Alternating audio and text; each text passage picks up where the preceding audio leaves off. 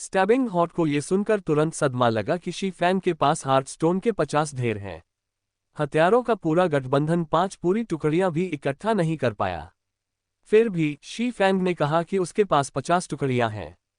यदि हार्टस्टोन के 50 ढेर का उपयोग करके वेटस्टोन बनाए जाते, भले ही उन्हें बनाने वाले कारीगरों की सफलता दर थोड़ी कम होती, तो भी यह असैसिन्स एलायंस के सभी कुलीन खिलाड़ियों को लेवल 10 तक पहुंचने और व्हाइट रिवर सिटी में प्रवेश करने की अनुमति दे सकता था।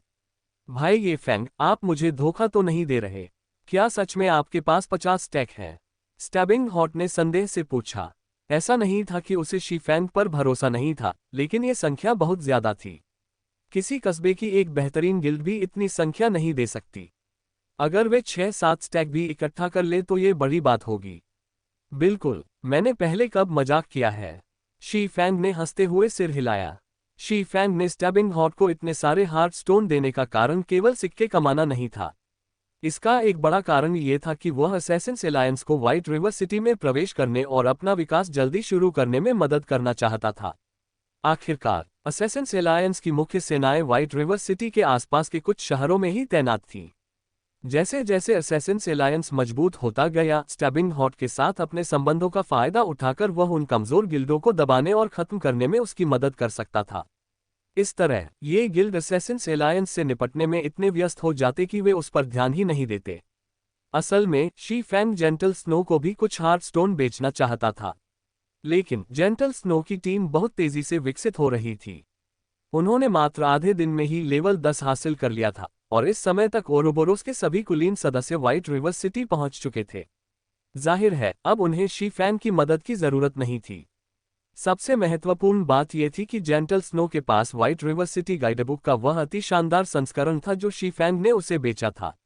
इसके बल पर वह आसानी से अन्य गिल्डों से अपनी बढ़त बना सकती थी और भीड़ से अलग दिख सकती थी।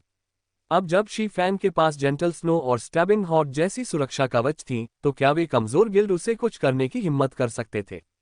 वह मन की शांति के साथ अपने विकास में आगे बढ़ सकता था। भाई ये फैंग, इसके लिए मैं आपका शुक्रिया कैसे अदा करूं? भविष्य में अगर आपको किसी भी चीज में मदद की जरूरत हो तो बस बता देना। अगर मैं आपकी मदद कर सकता हूं तो पूरी कोशिश करूंगा। स्टैबिंग हॉट इस समय बेहद भावुक हो गया था। उसने दिल से शी फैंग को अपना सच्चा भाई मान लिया था। हालांकि 4 सोना और 50 चांदी प्राप्त करना आसान नहीं था।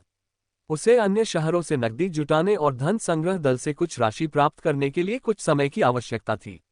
हालांकि यह एक बड़ा खर्च था, लेकिन 50 स्टैक हार्टस्टोन्स के साथ स्टैबिंग हॉट ने रेड लीफ टाउन की टीम को असैसिन्स एलायंस की सभी टीमों में से व्हाइट रिवर सिटी में प्रवेश करने वाली पहली टीम बनने में सक्षम बनाया। उस समय उसे गिल्ड में एक बार फिर पदोन्नति मिलेगी। वह शायद असैसिन्स एलायंस का एल्डर भी बन जाए। हालांकि यह उपलब्धि केवल शी फैंग की मदद से ही संभव हो पाई थी। हालांकि स्टैबिंग हॉट को शी फैंग की ज्यादा मदद न कर पाने पर थोड़ा अफसोस था, लेकिन उसने पहले ही तय कर लिया था कि व्हाइट रिवर सिटी में प्रवेश करने के बाद वह शी फैंग का पूरा समर्थन करेगा। जो भी शी फैंग के खिलाफ जाने की हिम्मत करेगा, उसे उसके खिलाफ भी जाना पड़ेगा। आप रेड लीफ टाउन में व्यापार करने के लिए किसी को कब भेज सकते हैं? शी फैंग ने पूछा। जब तक आप खाली हैं, कोई भी समय ठीक है, स्टैबिंग हॉट ने जवाब दिया। ओह हाँ, मुझे आपसे कुछ पूछना है। क्या आपको मार्शल यूनियन की उस टीम के बारे में पता है जिसका नेतृत्व अनस्टेबल डेवस्टेशन कर रहा है? शी फैंग ने सोचा कि चूंकि उसे रेड लीफ टाउन वापस जाना ही है, तो क्यों न अनस्टेबल डेवस्टेशन से बदला लेने के लिए उसे ढूंढ लिया जाए। ये तो मुझे पता है। वे इस समय व्हाइट सैंड रूइंस में हैं। क्या तुम उनसे बदला लेने की योजना बना रहे हो? मैं कुछ आदमियों को तुम्हारे साथ चलने के लिए बुलाता हूँ। उनके साथ काफी सारे खिलाड़ी हैं, इसलिए अकेले उनका पीछा करना तुम्हारे लिए खतरनाक होगा। स्टैबिंग हॉट थोड़ा हैरान था। उसने सोचा भी नहीं था कि शी फैंग इतनी जल्दी बदला लेगा।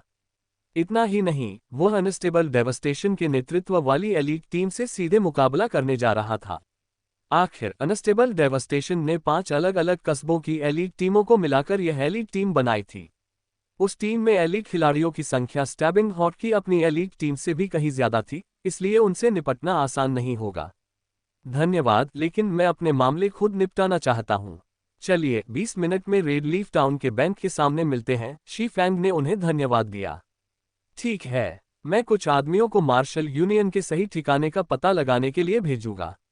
उस समय मैं आपको उनके सही ठिकाने के साथ साथ 4 सोने के सिक्के और 50 चांदी के सिक्के भी दे दूंगा। स्टैबिंग हॉट एक विशेषज्ञ के घमंड को भली भांति जानता था, इसलिए उसने इस मामले को आगे नहीं बढ़ाया। वरना अगर वह शी-फैन की सहमति के बिना मार्शल यूनियन से कोई गड़बड़ करता तो उसे शी-फैन के गुस्से का भी सामना करना पड़ सकता था। योजक चिन्ह योजक चिन्ह योजक चिन्ह। 20 मिनट बाद शी-फैन रेड लीफ टाउन में बैंक के सामने पहुंचा। Ads by pub future ads. नमस्कार बड़े भाई ये फैन, मैं कोकोआ हूँ असैसिन्स एलायंस से। बड़े भाई स्टैबिंग हॉट ने मुझे यहाँ भेजा है। यह मार्शल यूनियन की एलीट टीम का प्रशिक्षण स्थल है। एक पवित्र और मनमोहक दिखने वाली महिला एलिमेंटलिस्ट चलकर आई, उसकी आंखें शी-फैन को देखकर चमक उठीं। आखिर उसके सामने खड़ा शी-फैन रेड लीफ टाउन का सर्वमान्य देवता रैंक वाला विशेषज्ञ था। वह ऐसा व्यक्ति था जिसका रेड लीफ टाउन का टीम लीडर स्टैबिंग हॉट भी सम्मान करता था। सबसे महत्वपूर्ण बात यह थी कि शी-फैन स्नो गॉडेस का अच्छा दोस्त था, जिसकी वह बहुत प्रशंसा करती थी। उसके जैसी एक सामान्य खिलाड़ी के लिए ऐसे महान व्यक्तित्व से संपर्क करने का कोई मौका ही नहीं था। वह आज यहाँ केवल एक सौदा करने आई थी क्योंकि गिल्ड के अन्य फौजी बहुत व्यस्त थे, जबकि वह गिल्ड में नई भर्ती हुई फौजी थी। लेकिन उसने कभी सोचा भी नहीं था कि उसे ऐसे महान व्यक्तित्व से मिलने का मौका मिलेगा। शी-फैन ने उस लड़की पर एक नज़र डाली और उसका चेहरा तुरंत जम गया। क्रीम कोकोआ, क्या वह स्टार मून किंगडम की प्रसिद्ध मास्टर फौजी नहीं थी? स्टार मून किंगडम के 10 महान मास्टर फौजर्स में से एक क्रीम कोको एक ऐसी प्रतिभाशाली फौजा थी जो ग्रैंड मास्टर फौजर बनने के सबसे करीब थी। उसकी प्रतिभा व्हाइट रिवर सिटी की सेलियोरा के लगभग बराबर थी। वह बेहद खूबसूरत और प्रतिभाशाली थी। कई उच्च कोटि के गिल्ड्स ने उसे भर्ती करने के लिए सालाना करोड़ों का वेतन देने की पेशकश की थी। दुर्भाग्य से उसने एक एक करके सभी प्रस्तावों को ठुकरा दिया क्योंकि वह तीसरे दर्जे के गिल्ड प्रेयर टेम्पल में ही रहना चाहती थी। अफवाह थी कि उसने ऐसा कृतज्ञता का कर्ज चुकाने के लिए किया था क्योंकि क्रीम कोको अपने शुरुआती दिनों में अपेक्षाकृत अनाड़ी थी, जिसके कारण उसकी सफलता दर बेहद कम थी। उसकी अनाड़ीपन के कारण कई गिल्ड्स ने उसे स्वीकार करने से इनकार कर दिया था। अंत में प्रेयर टेम्पल ही एकमात्र ऐसा गिल्ड था जिसने उसे स्वीकार किया और उसका मार्गदर्शन किया, इसलिए वह उन्हें छोड़ना नहीं चाहती थी। दुर्भाग्यवश उनके गिल्ड में इतने प्रतिभाशाली मास्टर फौजर के होने के बावजूद ओरोबोरोस ने अंततः प्रेयर टेम्पल को नष्ट कर दिया।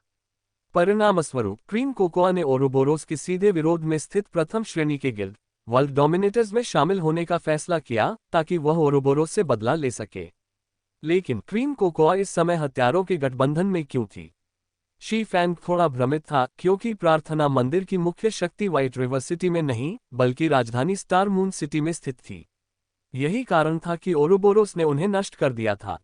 क्या ऐसा हो सकता है कि हत्यारों के गठबंधन द्वारा उपेक्षित किए जाने के बाद उसने उच्च स्तर प्राप्त करने के बाद स्वयं को विकसित करने के लिए स्टार मून सिटी जाने का विकल्प चुना हो, जिससे वह प्रार्थना मंदिर तक पहुंची हो?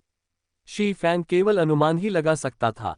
यदि हत्यारों के गठबंधन को पता चल जाए कि उन्होंने ईश्वर के क्षेत्र में अपने शुरुआती दिनों में एक मास्टर जालसाज को भगा दिया था, तो वे शायद पछतावे में आत्महत्या भी कर ले। बड़े भाई ये फैन। जब क्रीम कोकोआ ने देखा कि शी-फैन उसे घूर रहा है तो वह घबरा गई। अब जाकर शी-फैन को होश आया। उसके कार्यों को अति प्रतिक्रिया नहीं कहा जा सकता था क्योंकि एक उच्च कोटि का मास्टर फौजर गिल्ड के लिए बहुत महत्वपूर्ण था। हालांकि वह क्रीम कोकोआ को अपने समूह में भर्ती करने की कोशिश भी नहीं कर सकता था। आखिर क्रीम कोकोआ अभी भी असैसिन्स एलायंस की सदस्य थी। फिलहाल उसके पास एकमात्र विकल्प यही था कि वह क्रीम कोकोआ के असैसिन्स एलायंस छोड़ने का इंतजार करे, उसके बाद ही उसे भर्ती करने का प्रयास करे। अरे कुछ नहीं, ये लो हार्टस्टोन के 50 ढेर। शी-फैन ने तुरंत हार्टस्टोन के 50 ढेर क्रीम कोकोआ को दे दिए। जब क्रीम कोकोआ ने अपनी ट्रेडिंग विंडो में हार्टस्टोन के 50 ढेर देखे तो उसकी आंखें आश्चर्य से चौड़ी हो गईं। उसे अपनी आंखों पर विश्वास ही नहीं हो रहा था। इस समय तो 1-2 हार्टस्टोन खरीदना भी मुश्किल था। फिर भी शी-फैन ने आसानी से 50 ढेर निकाल लिए थे। इसमें कोई आश्चर्य की बात नहीं थी कि टीम लीडर स्टैबिंग हॉट ये फैन का इतना सम्मान क्यों करती थी। जैसा कि उम्मीद थी, वह एक ऐसा व्यक्ति था जिसे उसके जैसे आम खिलाड़ी भी अपना आदर्श मान सकते थे। सौदा पूरा होते ही शी-फैन रेड लीफ टाउन से निकलकर व्हाइट सैंड रूइंस की ओर चल पड़ा। हालांकि उसने क्रीम कोकोआ को अपना मित्र नहीं बनाया क्योंकि ऐसा करने से इतिहास का रुख बदल सकता था और क्रीम कोकोआ असैसिन्स एलायंस में ही रह सकता था। अगर ऐसा होता तो उसे बहुत पछतावा होता। इसलिए उसने इतिहास को बिना किसी हस्तक्षेप के दोहराने दिया। अब जब उसे मार्शल यूनियन का सटीक स्थान पता चल गया था, तो वह तुरंत अनस्टेबल डेवस्टेशन को अपने दुश्मन बनने के परिणामों के बारे में सिखाएगा। व्हाइट सैंड रूइंस खिलाड़ियों के लिए लेवल 10 तक पहुंचने का एक प्रमुख स्थान होने के कारण आसपास के कस्बों के लेवल 9 के खिलाड़ी स्वाभाविक रूप से यहां अपना लेवल बढ़ाने आते थे। इस जगह पर न केवल लेवल 10 के मॉन्स्टर मौजूद थे जो EXP का एक बेहतर स्रोत थे, बल्कि इस क्षेत्र में कई सारे क्वेस्ट भी थे। इसके अलावा उनमें से अधिकांश से अच्छी मात्रा में EXP मिलता था, और कुछ उच्च स्तरीय क्वेस्ट तो ब्रॉन्ज रैंक या उससे ऊपर के उपकरण भी देते थे। ये बात विशेष रूप से नव खोजे गए स्टोनहैमर टाउन के लिए सच थी। ये खिलाड़ियों के लिए मानो स्वर्ग था। स्टोनहैमर टाउन में अपनी प्रतिष्ठा को एक निश्चित स्तर तक बढ़ाते ही खिलाड़ी लेवल 10 के कांस्य और रहस्यमय लोहे के उपकरण बेहद कम कीमतों पर खरीद सकते थे। अन्य शहरों में ऐसा लाभ मिलना असंभव था। इस प्रकार व्हाइट सैंड रूइंस लेवल 9 के खिलाड़ियों के लिए प्रमुख लेवलिंग स्थान बन गया। स्वाभाविक रूप से मार्शल यूनियन जैसी गिल्डें ऐसे शानदार स्थान को हाथ से जाने नहीं देती। जब से शी फैंग ने रेड लीफ टाउन में अनस्टेबल डेवस्टेशन को मारा था, तब से वह लेवल बढ़ाने के लिए तुरंत इस जगह भाग आया था। कड़ी मेहनत के बाद अनस्टेबल डेवस्टेशन आखिरकार लेवल 9 पर वापस पहुंच गया था। वह लेवल 10 तक पहुंचने से भी ज्यादा दूर नहीं था। ये फैंग, बस तुम इंतजार करो। जिस दिन हमारे गिल्डों का गठबंधन व्हाइट रिवर सिटी में प्रवेश करेगा, उस दिन तुम्हारा अंत होगा। अनस्टेबल डेवस्टेशन ने एक लेवल 10 थ्री टेल्ड स्कॉर्पियन को मारते हुए मन ही मन शाप दिया। हालांकि उसने शी फैंग का राज उजागर कर दिया था और शी फैंग ने अन्य गिल्डों को उकसाकर नाराज कर दिया था, फिर भी कोई ऐसा व्यक्ति नहीं था जो शी फैंग का कुछ बिगाड़ सके। इतना ही नहीं, शी फैंग न केवल आराम से जीवन जी रहा था, बल्कि इस समय अच्छी खासी कमाई भी कर रहा था। शी फैंग की इस ईर्ष्यापूर्ण स्थिति ने अनस्टेबल डेवस्टेशन को लगभग पागल कर दिया था, और वह मन ही मन सोच रहा था कि वह ऐसी दौलत का आनंद क्यों नहीं उठा सकता। मार्शल यूनियन मूल रूप से एक ऐसा गिल्ड था जो किसी अन्य वर्चुअल रियलिटी गेम से गॉड्स डोमेन में स्थानांतरित हुआ था, इसलिए उनके पास किसी बड़ी कंपनी का निवेश नहीं था। केवल कुछ धनी युवा मास्टर ही गिल्ड का समर्थन करने के लिए पैसा खर्च कर रहे थे। जब मार्शल यूनियन अभी भी उस अन्य वर्चुअल रियलिटी गेम को खेल रहा था, तब इन धनी युवाओं को बड़े उद्योगपति माना जाता था। वे बड़ी आसानी से कई लाख क्रेडिट खर्च कर सकते थे, जिससे मार्शल यूनियन ने गेमिंग जगत में आसानी से धूम मचा दी थी। इस स्थिति ने इन धनी युवाओं को बहुत आनंद दिया, इसलिए उन्होंने गॉड्स डोमेन में मार्शल यूनियन की स्थापना की। वे दुनिया में अपनी धूम मचाना जारी रखना चाहते थे। अनस्टेबल डेवस्टेशन मार्शल यूनियन के उच्च अधिकारियों में से एक था, इसलिए उसकी मासिक तनख्वाह 10,000 क्रेडिट से अधिक थी। बड़े शहर में भी यह अपेक्षाकृत अच्छी तनख्वाह थी। वह इस बात से बेहद खुश था और अक्सर अपने दोस्तों के सामने शेखी बघारता था कि वह एक बेहतरीन खिलाड़ी है। जब वह अपने दोस्तों को किसी साधारण रेस्तरां में खाना खिलाता था, तो हमेशा हाथ हिलाकर बिल चुका देता था, जिससे वह दबंग दिखता था और दूसरों को उससे जलन होती थी। हालांकि अनस्टेबल डेवस्टेशन द्वारा व्हाइट रिवर सिटी गाइडबुक की बिक्री देखने के बाद उसका दिमाग पूरी तरह से अस्त व्यस्त हो गया। अनस्टेबल डेवस्टेशन ने मोटे तौर पर अनुमान लगाया कि शी फैंग की एक दिन की कमाई 10 मिलियन क्रेडिट से अधिक हो गई थी। आगे की कमाई को देखते हुए शी फैंग की संपत्ति मार्शल यूनियन के धनी युवा मास्टर्स से भी अधिक हो सकती थी। यदि शी फैंग एक कदम और आगे बढ़कर अपनी लेवलिंग रणनीति को कम कीमत पर बेच दे, तो वह सचमुच अपने शेष वर्ष बिना किसी चिंता के बिता सकता है। धन और सुंदरियां शी फैंग की मुट्ठी में होंगी, उसका जीवन उन युवा मास्टर्स से भी अधिक आरामदायक हो सकता है। अब तक की बातों को याद करते हुए अनस्टेबल डेवस्टेशन के दिल में कड़वाहट और ईर्ष्या भर गई थी। हालांकि एकमात्र अच्छी बात यह थी कि शी फैंग ने लेवलिंग रणनीति को कम कीमत पर नहीं बेचा था। अगर वह इसे हासिल कर लेता और आधिकारिक मंचों पर इसे बेचने वाला पहला व्यक्ति बन जाता, तो उसे पेशेवर खिलाड़ी बने रहने की कोई जरूरत नहीं रहती। वह तुरंत वास्तविक दुनिया में एक समृद्ध जीवन जी सकता था। बॉस अनस्टेबल, मुझे एक ऐसी जगह मिली है जहां राक्षसों की संख्या असाधारण रूप से अधिक है। उनके फिर से प्रकट होने की दर भी काफी तेज है। वहां हमारी लेवलिंग क्षमता में शायद 60% या उससे अधिक की वृद्धि हो सकती है, एक हत्यारे ने टीम चैट में कहा। जगह बता दो, हम तुरंत वहां पहुंचेंगे। ये सुनकर अनस्टेबल डेवस्टेशन उत्साहित हो गया। फिलहाल व्हाइट सैंड रूइंस में खिलाड़ियों की संख्या बहुत ज्यादा थी, जबकि राक्षसों की संख्या उनके लिए पर्याप्त नहीं थी। अगर ऐसी कोई उपयोगी जगह उपलब्ध होती, तो वे आज ही व्हाइट रिवर सिटी पहुंच सकते थे। ये निर्देशांक हैं, ये कहते हुए उस हत्यारे ने तुरंत टीम चैट में निर्देशांक भेज दिए। अच्छा, इन राक्षसों से छुटकारा पाने के बाद हम वहां चले गए, अनस्टेबल डेवस्टेशन हंसा। आखिरकार उसकी किस्मत चमक उठी थी। कुछ ही क्षणों में अनस्टेबल डेवास्टेशन ने अपने कुलीन खिलाड़ियों की टीम को उस स्थान पर पहुंचा दिया। जैसा कि उस हत्यारे ने बताया था, ये जगह बेहद सुनसान थी। यहाँ बहुत सारे राक्षस भी थे। लगभग 50 से अधिक 3 पूंछ वाले बिच्छू हर कुछ अंतराल पर फिर से प्रकट हो रहे थे। 100 से अधिक खिलाड़ियों वाली उनकी जैसी बड़ी और कुशल टीम के लिए ये जगह निश्चित रूप से कौशल बढ़ाने का एक बेहतरीन स्थान था। समस्या बस इतनी थी कि यहाँ पहले से ही काफी सारे खिलाड़ी मेहनत कर रहे थे। बॉस अनस्टेबल, अब हम क्या करेंगे? एक शील्ड वॉरियर ने आगे जूझ रहे 60 से 70 खिलाड़ियों की ओर देखा और बोलते समय उसकी भौहें सिकुड़ गईं। अरे, क्या तुम्हें नहीं दिख रहा कि ये सब स्वतंत्र खिलाड़ी हैं? अनस्टेबल डेवास्टेशन ने तिरस्कारपूर्वक कहा, ये महज अस्थायी दल हैं जो यहाँ अपना काम चला रहे हैं। हम इन्हें इतनी अच्छी जगह पर कैसे रहने दे सकते हैं? जाओ, इन्हें भगाओ। अब से यह जगह मार्शल यूनियन का अड्डा होगी। दरअसल, जैसा कि अनस्टेबल डेवास्टेशन ने कहा था, यहाँ के सभी खिलाड़ी स्वतंत्र थे और किसी भी गिल्ड से संबंधित नहीं थे। वे बस अस्थायी रूप से एक साथ मिलकर गेम में आगे बढ़ने के लिए टीम बना रहे थे। अगर कोई सामान्य गिल्ड इतने खिलाड़ियों को देखता तो वह इस क्षेत्र पर कब्जा करने की हिम्मत नहीं करता।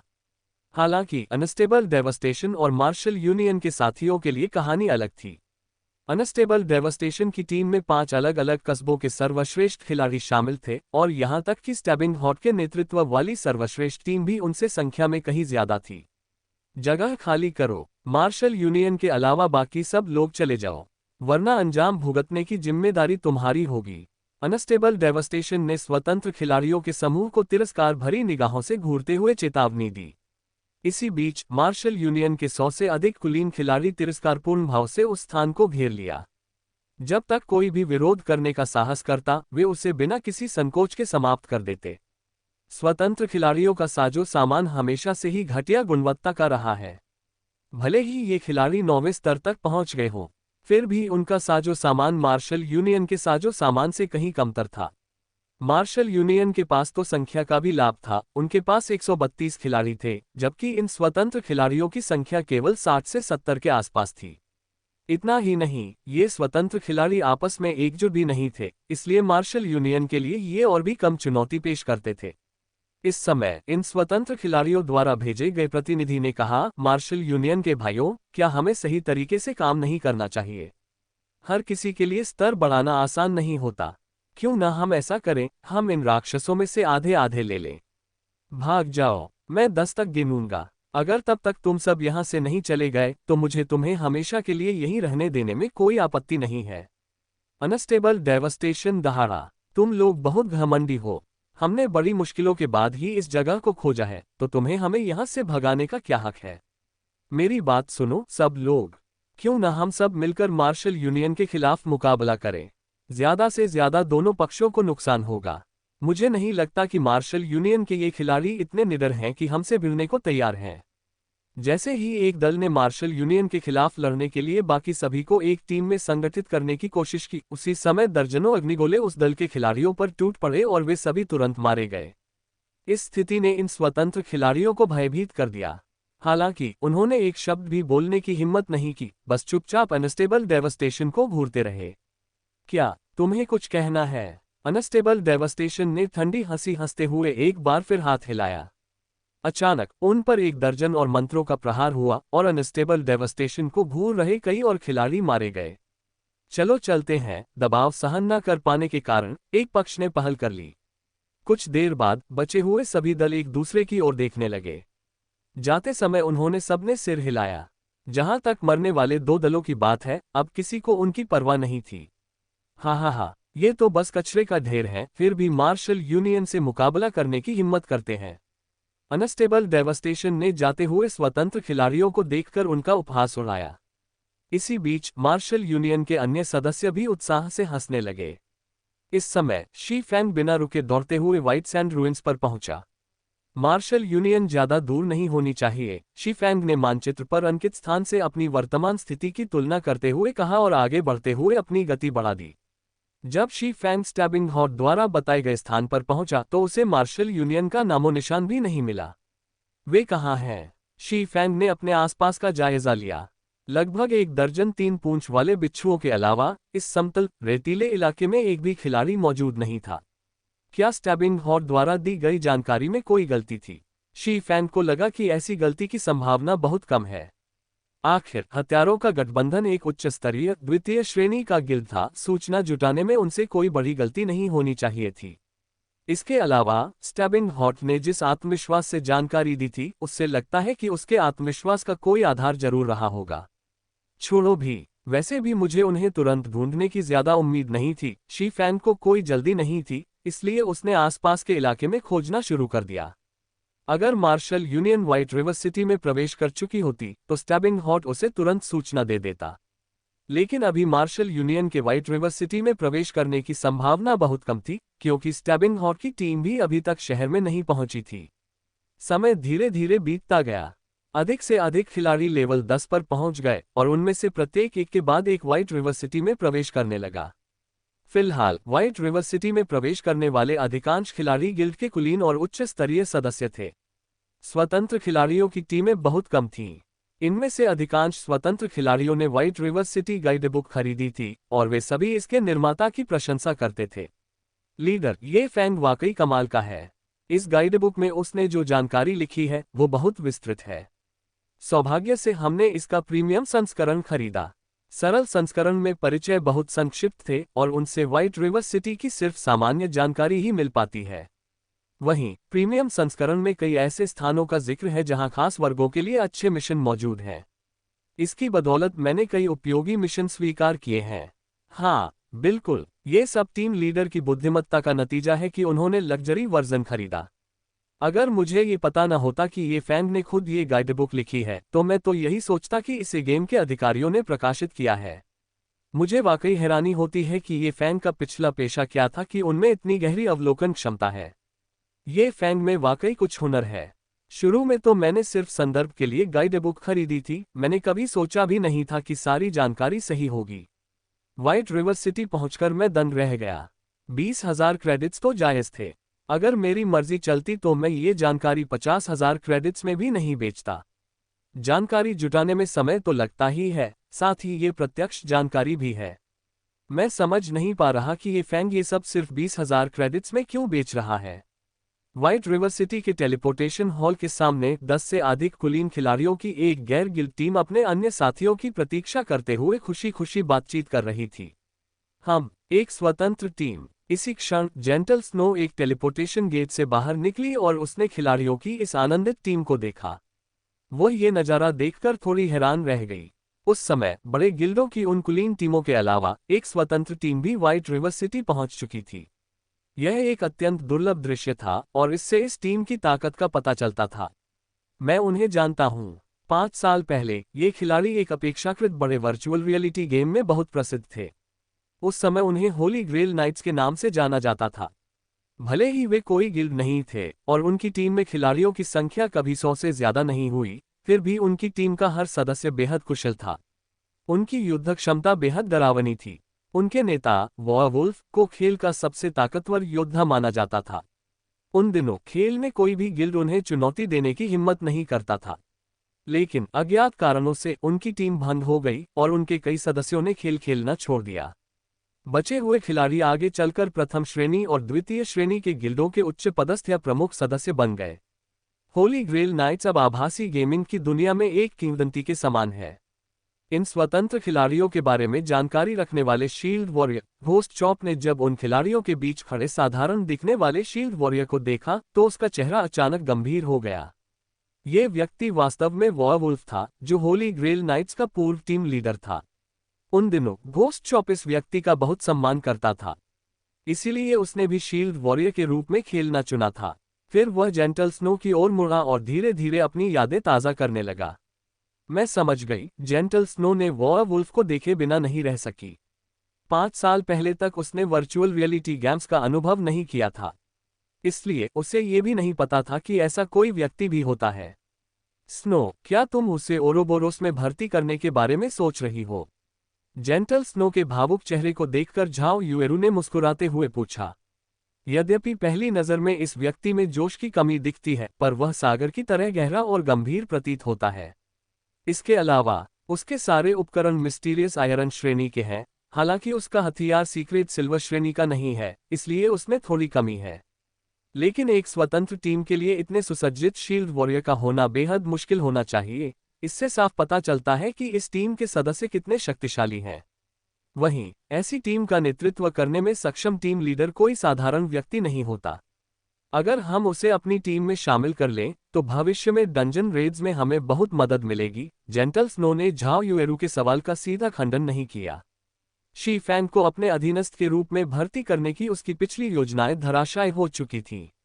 दुर्भाग्यवश वह शी फैंग को पूरी तरह से समझ नहीं पाए, क्योंकि शी फैंग का पूरा व्यक्तित्व रहस्य से घिरा हुआ था। उसने जो गाइडबुक उसे बेची थी, उससे ये तथ्य और भी पुख्ता हो गया। व्हाइट रिवर सिटी पहुंचकर वह बेहद हैरान रह गई। गाइडबुक के आलीशान संस्करण से तुलना करने पर जेंटल स्नो को शी फैंग द्वारा बेची गई उस खास गाइडबुक की अहमियत पूरी तरह समझ में आ गई।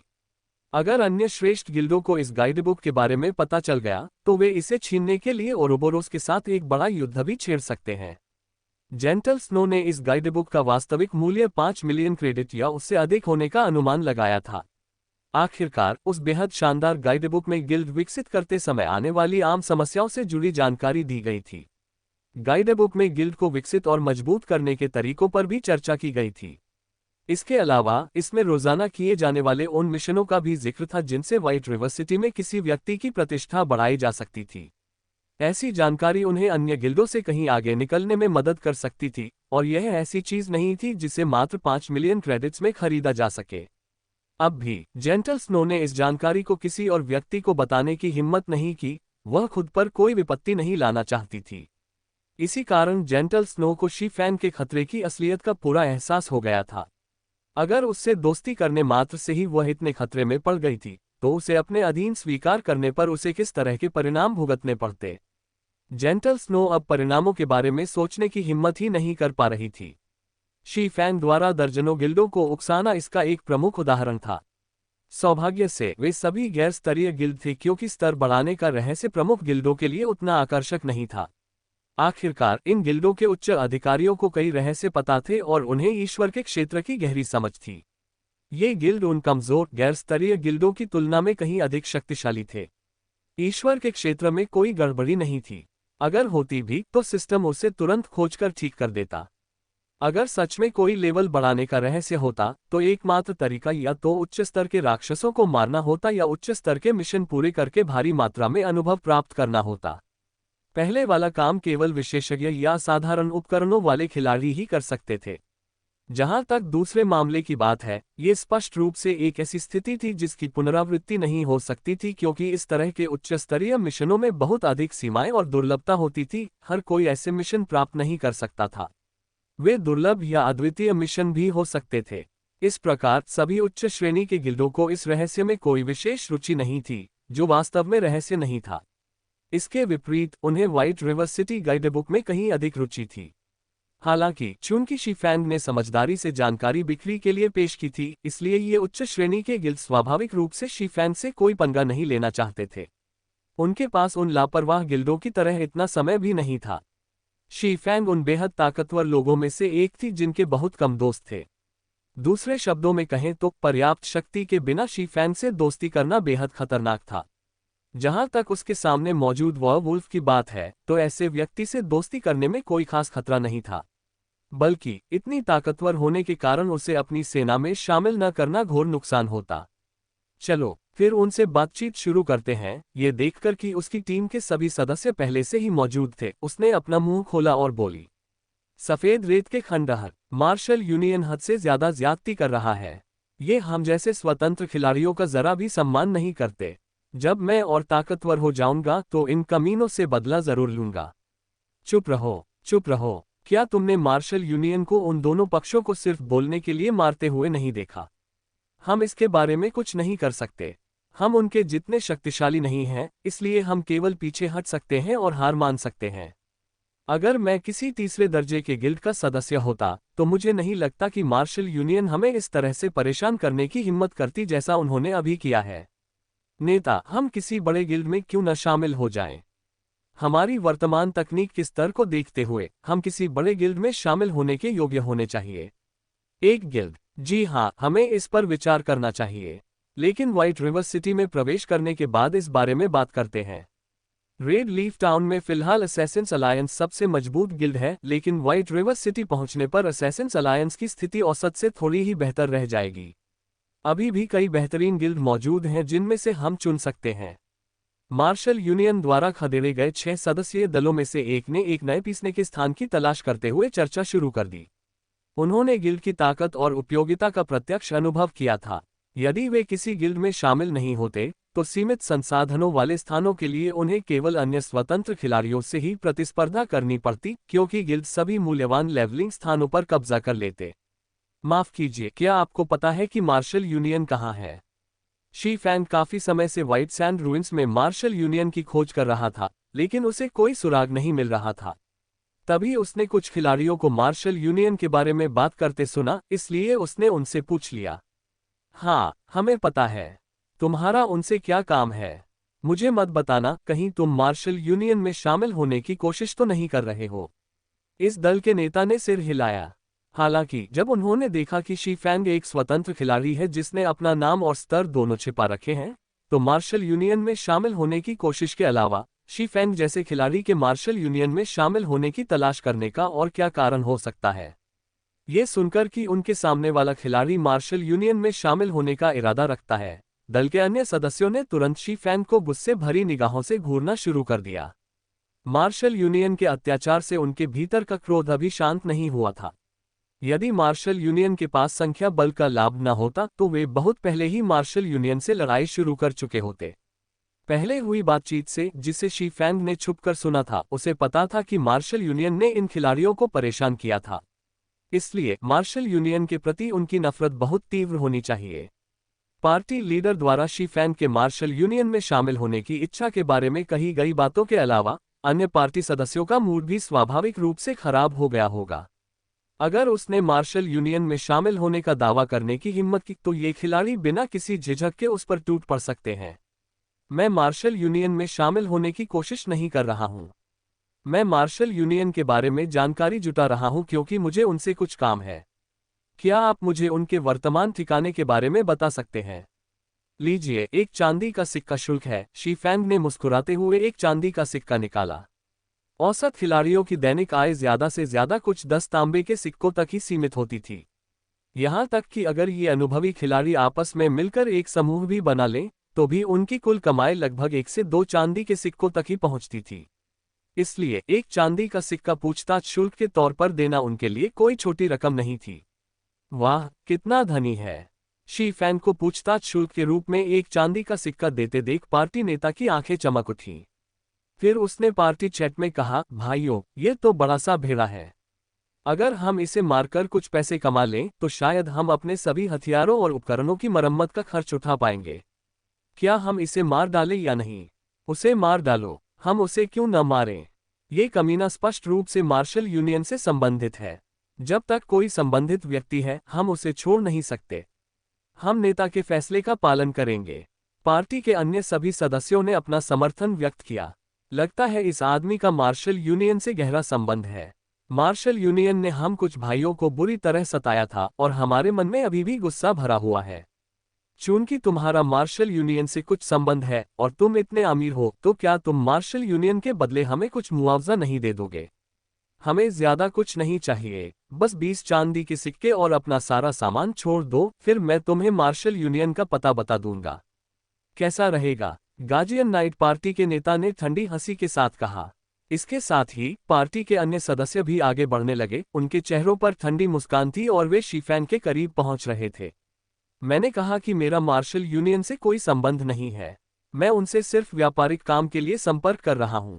तुम्हारे और मार्शल यूनियन के बीच जो कुछ भी हुआ है, उससे मेरा कोई लेना देना नहीं है।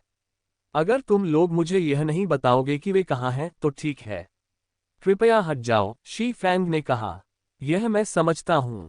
फिर भी मार्शल यूनियन का जिक्र करना तुम्हारी ही गलती है। अगर तुम हमारी मांगें नहीं मानोगे, तो हम तुम्हें सिर्फ अपना तनाव कम करने के लिए इस्तेमाल कर सकते हैं।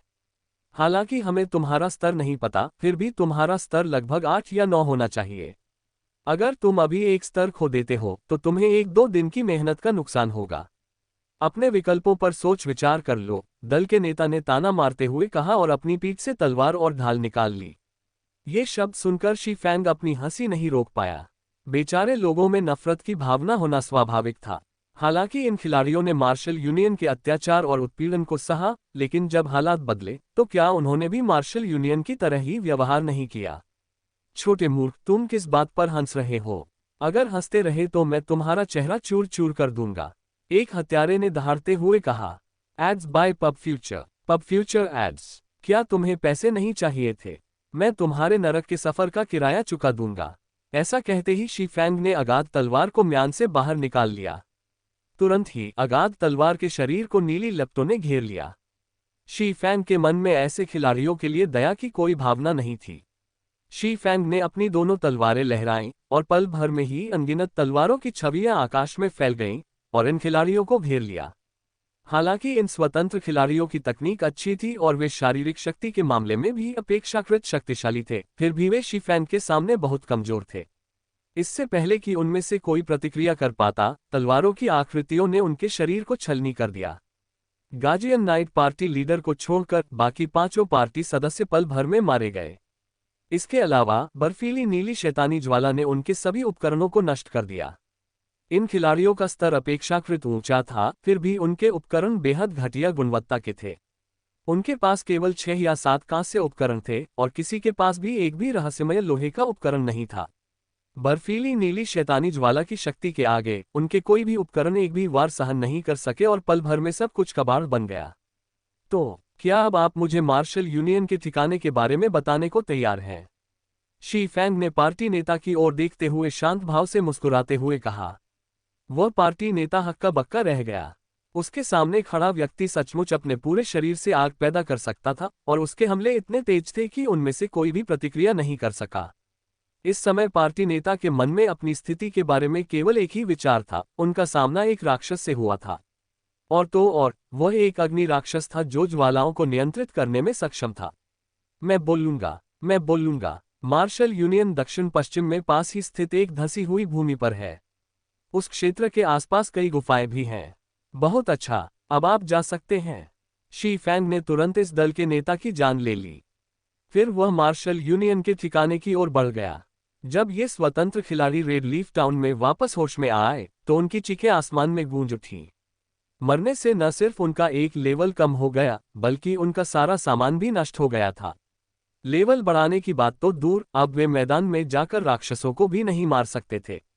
अचानक श्वेत रेत के खंडहरों में एक अग्नि दानव के बारे में अफवाह फैल गई। अफवाह में कहा गया कि अग्नि दानव ने काले रंग का हुड वाला चोला पहना हुआ था और उसने कोई भी व्यक्तिगत जानकारी नहीं दी।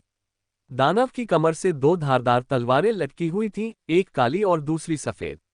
अफवाह में यह भी बताया गया कि यदि खिलाड़ियों ने इस अग्नि दानव के प्रश्न का तुरंत उत्तर नहीं दिया तो वे मर जाएंगे और अपना सारा सामान खो देंगे। उस समय उन्हें पश्चाताप के आंसू बहाने का भी मौका नहीं मिलेगा। हालांकि इस अफवाह का स्रोत शी फैंग को इस बात की कोई जानकारी नहीं थी। आखिरकार मैंने तुम्हें ढूंढ लिया, अनस्टेबल डेवास्टेशन। इस समय शी फैंग एक ऊंची ढलान पर खड़ा था और नीचे 100 से अधिक खिलाड़ियों को देख रहा था जो दर्जनों 3 पूंछ वाले बिच्छुओं का वध कर रहे थे। ये सभी खिलाड़ी 9वें स्तर के थे और 10वें स्तर तक पहुंचने में ज्यादा दूर नहीं थे। दूसरी ओर अस्थिर विनाश, जो इस समय टीम के पीछे से कमान संभाल रहा था, 10वें स्तर पर पहुंच चुका था। इतनी तेजी से लेवल 10 तक पहुंचने का कारण ये था कि वह इन बेहतरीन खिलाड़ियों के साथ किसी पार्टी में नहीं था। इसी बीच अनस्टेबल डेवास्टेशन ने उन राक्षसों को मार गिराया जिनकी एचपी बहुत कम हो गई थी।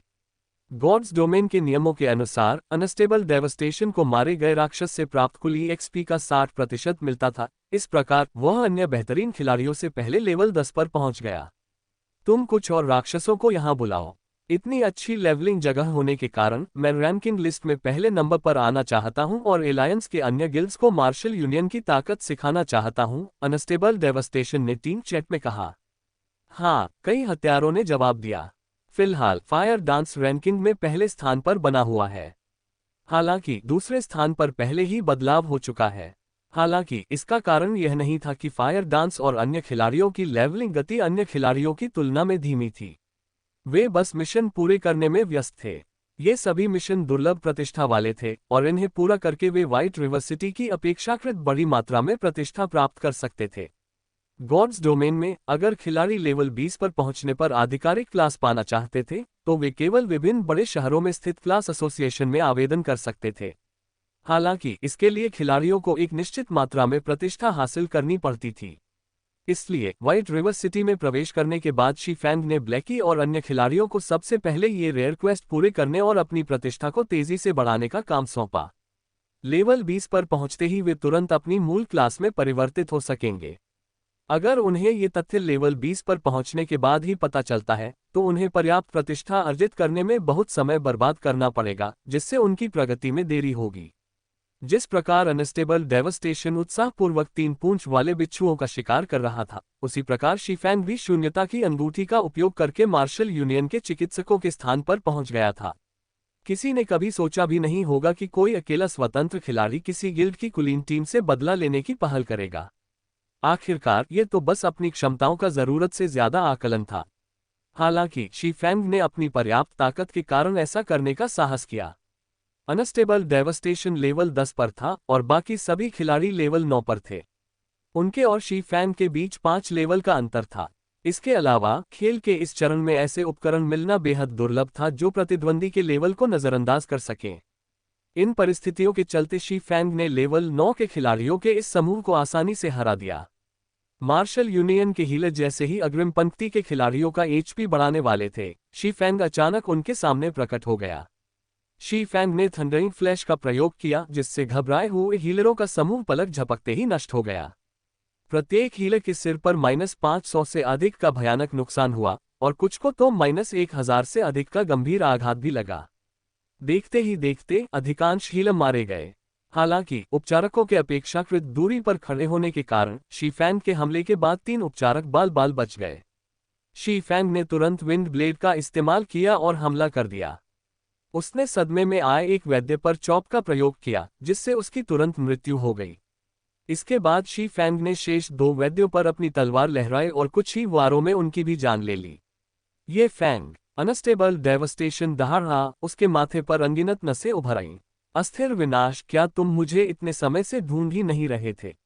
शी फैंग ने अस्थिर विनाश की ओर देखते हुए हल्की सी मुस्कान दी।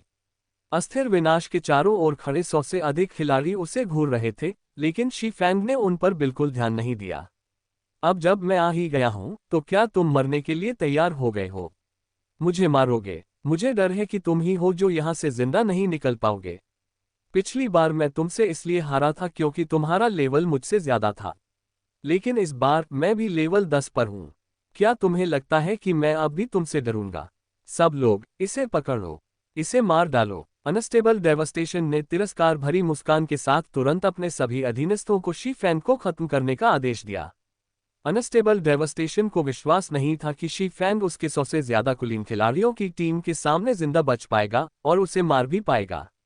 मार्शल यूनियन के खिलाड़ियों ने शी फैंग को देखकर उपहास भरी मुस्कान बिखेरी। उन सभी को लगा कि शी फैंग का दिमाग खराब है। हालांकि उन्हें शी फैंग को सबक सिखाने में कोई आपत्ति नहीं थी। एक बनाम 100, क्या उसे सच में लगता था कि वह सुपरमैन है? पहले मार्शल यूनियन के जो खिलाड़ी शी फैंग के चारों ओर जमा थे, वे ज्यादातर सामान्य सदस्य थे। उस समय गिल्ड के कुछ ही कुलीन सदस्य मौजूद थे, इसीलिए शी फैंग ने इतना बड़ा नरसंहार किया था। लेकिन इस बार वे सभी मार्शल यूनियन के कुलीन सदस्य थे और सभी लेवल 9 के खिलाड़ी थे। ये फैंग का आज एक ही अंजाम होगा, मौत। अचानक शी फैंग पर दर्जनों मंत्रों का आक्रमण हुआ। बाकी बचे हुए दसियों शील्ड वॉरियर्स, गार्जियन नाइट्स, बर्सेरकर्स और स्वॉर्ड्समैन शी फैंग की ओर बढ़े। इसी बीच हत्यारे छुपकर हमला करने के मौके का इंतजार करने लगे। दर्जनों जादूगरों के हमलों का सामना करते हुए शी फैंग लापरवाही करने की हिम्मत नहीं कर सका। उसने तुरंत विंडवॉक और टियर 2 लाइफ शील्ड को सक्रिय किया और खिलाड़ियों की आने वाली लहर पर हमला करने के लिए आगे बढ़ा। शी फैंग की गति अत्यंत तीव्र थी, इसलिए उसके द्वारा दागे गए दर्जनों मंत्रों में से बहुत कम ही उस पर लगे। अंततः केवल 3 या 4 मंत्र ही उसे क्षति पहुंचाने में सफल रहे। दुर्भाग्यवश ये सभी मंत्र अग्नि और हिम प्रकार के थे, जैसे कि फायरबॉल और फ्रॉस्ट एरो। शी फैंग की प्रतिरोधक क्षमता के कारण इन मंत्रों से उसे -10 से भी कम क्षति हुई। लाइफ शील्ड द्वारा क्षति के एक हिस्से को अवशोषित करने के कारण इन मंत्रों से हुई वास्तविक क्षति -6 अंक से भी कम थी। सभी जादूगर चौंक गए। भले ही थोड़ा सा ही नुकसान हो, उसे पूरी ताकत से मारो।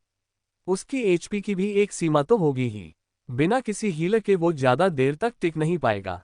हाथापाई करने वाले, फैल जाओ और उसके एरिया अटैक स्किल से सावधान रहो। अनस्टेबल डेवास्टेशन भी हैरान था।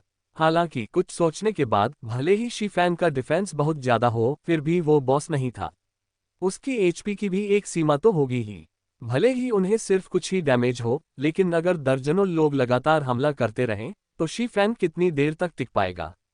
अपनी एचपी को लगातार गिरते देख शी-फैन को स्पष्ट रूप से समझ आ गया कि वह अब और देर तक टिक नहीं पाएगा। गुणों में अंतर 100 से अधिक कुलीन खिलाड़ियों की ताकत पर काबू पाने के लिए पर्याप्त नहीं था। लगभग जब शी-फैंग और मार्शल यूनियन के लोगों के बीच की दूरी 20 गज से भी कम रह गई, तो शी-फैंग ने एक इंटरमीडिएट फ्रॉस्ट ग्रेनेड निकाला और उसे उन पर फेंक दिया। Ads by pub future ads. Marshal Union ने शी-फैंग को एक वस्तु फेंकते हुए देखा। हालांकि यह कोई कौशल नहीं था, इसलिए उन्होंने इस पर कोई ध्यान नहीं दिया। तुरंत ही इंटरमीडिएट फ्रॉस्ट ग्रेनेड फट गया, जिससे 12 गज के दायरे में ठंडी हवा का एक आवरण फैल गया। इस ठंडी हवा ने खिलाड़ियों को 3 सेकंड के लिए जमा दिया और उनमें से प्रत्येक को -400 का नुकसान पहुंचाया। ठंडी हवा के आवरण ने हाथापाई में शामिल आधे से अधिक खिलाड़ियों को निगल लिया। एमटी, अपनी जीवनरक्षक क्षमताओं को सक्रिय करो। जादूगरों, अपनी मारक क्षमता और नियंत्रण क्षमताओं को बढ़ाओ। हमें उसे जमे हुए खिलाड़ियों के पास नहीं आने देना चाहिए। अनस्टेबल डेवास्टेशन ने जल्दी से चिल्लाया। आदेश मिलते ही शील्ड वॉरियर्स और गार्जियन नाइट्स ने तुरंत अपनी शील्ड वॉल्स और प्रोटेक्शन ब्लेसिंग को सक्रिय कर दिया। हालांकि वे मन ही मन अच्छी तरह जानते थे कि शी-फैन के सामने ये शक्तियां बिल्कुल बेकार हैं। उन्होंने इन शक्तियों का इस्तेमाल सिर्फ इस उम्मीद में किया था कि उनकी बढ़ी हुई मजबूती के कारण शी-फैन पहले दूसरे खिलाड़ियों पर हमला करेगा। इसी बीच पीछे की पंक्ति में खड़े जादूगरों ने एक के बाद एक नियंत्रण मंत्रों का जाप करना शुरू कर दिया। उन्होंने बर्फ की दीवारें और बर्फ के गोले जैसे मंत्रों का उपयोग करके शी-फैन को जमे हुए खिलाड़ियों के करीब आने से रोका। शी-फैन ने बस मुस्कुरा दिया। साइलेंट स्टेप्स का इस्तेमाल करते हुए वह तुरंत इन जादूगरों के पीछे पहुंच गया। अपने पूरे शरीर को बर्फीली नीली शैतानी ज्वाला से ढककर उसने थंडर फ्लेम एक्सप्लोजन से इन जादूगरों पर हमला कर दिया। थंडर फ्लेम एक्सप्लोजन की सीमा में आने वाले एलिमेंटलिस्ट और कर्समैन से पल भर में नष्ट हो गए। इसके अलावा जिन्हें -2000 से अधिक का गंभीर नुकसान हुआ, उनके उपकरण भी नष्ट हो गए। कुछ फुर्तीले एलिमेंटलिस्टों ने तुरंत फ्रोजन सकल और ब्लिंक का इस्तेमाल करते हुए शी-फैन की गति धीमी कर दी। उनका इरादा था कि वे अपनी जान बचाने के लिए भागते समय शी-फैन की गति को कम कर दें। दुर्भाग्यवश शी-फैन ने उनसे भी तेज प्रतिक्रिया दी। उसने डिफेंसिव ब्लेड और डार्क वायलेंट डांस को सक्रिय किया। फ्रोजन सकल से प्रतिरक्षा प्राप्त करते हुए शी-फैन ने अपने हाथ में मौजूद धधकती एबिसल ब्लेड को लहराया। गहरे नीले रंग की धधकती तलवार की आभा की एक लकीर 10 गज दूर भाग रहे एक एलिमेंटलिस्ट पर गिरी, जिससे उसे -1000 से अधिक का नुकसान हुआ और वह तुरंत मर गया। साथ ही उसके सामने मौजूद दोनों समनर्स को भी हमले से नुकसान पहुंचा और उनके 400 से अधिक एचपी तुरंत कम हो गए। इसके बाद शी-फैंग ने ताबड़तोड़ हमले जारी रखे।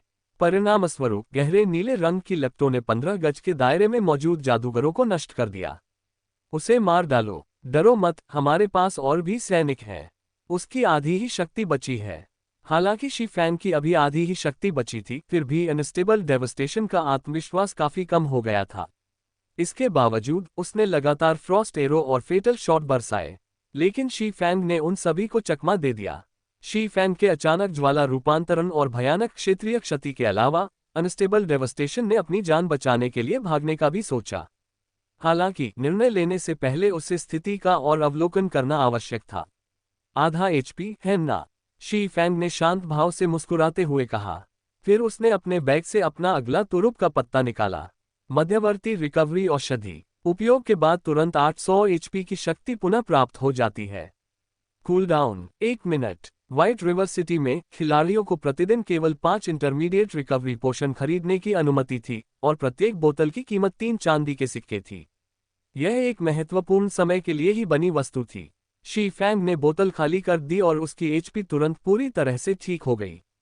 यह देखकर मार्शल यूनियन के खिलाड़ी तुरंत डर गए। उन्होंने दर्जनों खिलाड़ियों की बलि देकर शी-फैंग की लगभग आधी शक्ति कम कर दी थी। फिर भी शी फैंग की शक्ति एक बार फिर पूरी हो गई थी। इसके अलावा उसके शरीर के चारों ओर फैली भयंकर ज्वाला ने उसकी युद्ध क्षमता को बहुत बढ़ा दिया था। उसके करीब आने मात्र से ही उनके उपकरणों की मजबूती लगातार कम होती जा रही थी। ऐसी स्थिति में उनका आत्मविश्वास पल भर में ही खत्म हो गया। मार्शल यूनियन के अभिजात वर्ग, जो पहले शी फैंग को नीचा समझते थे, अब घबराने लगे थे। पूरी एचपी वाले शी फैंग का क्या मतलब था? मार्शल यूनियन के अभिजात वर्ग के पास पहले से ही इसका गहरा अनुभव था, इसलिए वे इसका मतलब समझते थे। मरने पर सिर्फ एक लेवल कम होने की तुलना में उनकी मौजूदा स्थिति कहीं ज्यादा गंभीर थी। उन्होंने इतना समय राक्षसों से लड़ते हुए बिताया था, इसलिए उनके उपकरणों और हथियारों की मजबूती लगभग खत्म हो चुकी थी। अगर अभी शी फैंग उन पर हमला कर दे तो ये थोड़ी सी मजबूती और भी कम हो जाएगी और उनके उपकरण और हथियार शायद नष्ट भी हो जाएं। ये सिर्फ एक लेवल कम होने से कहीं ज्यादा डरावना था। अगर वे एक लेवल खो देते तो वे लगातार खेलकर उसे वापस पा सकते थे, लेकिन अगर वे अपने मौजूदा उपकरण और हथियार खो देते तो मामला बिल्कुल अलग होता। उन्होंने ये सभी चीजें बड़ी मुश्किलों से इकट्ठा की थीं और एक लेवल वापस पाने की तुलना में इन चीजों को वापस पाना कहीं ज्यादा मुश्किल होता। यहां तक कि यह भी संभव था कि वे इन चीजों को बिल्कुल भी वापस न पा सकें। ये फैंग, हद से ज्यादा मत करो। अगर तुम ऐसे ही करते रहे तो हम दोनों में से किसी को भी फायदा नहीं होगा। अभी भी तुम्हारे लिए यहां से चले जाना संभव है।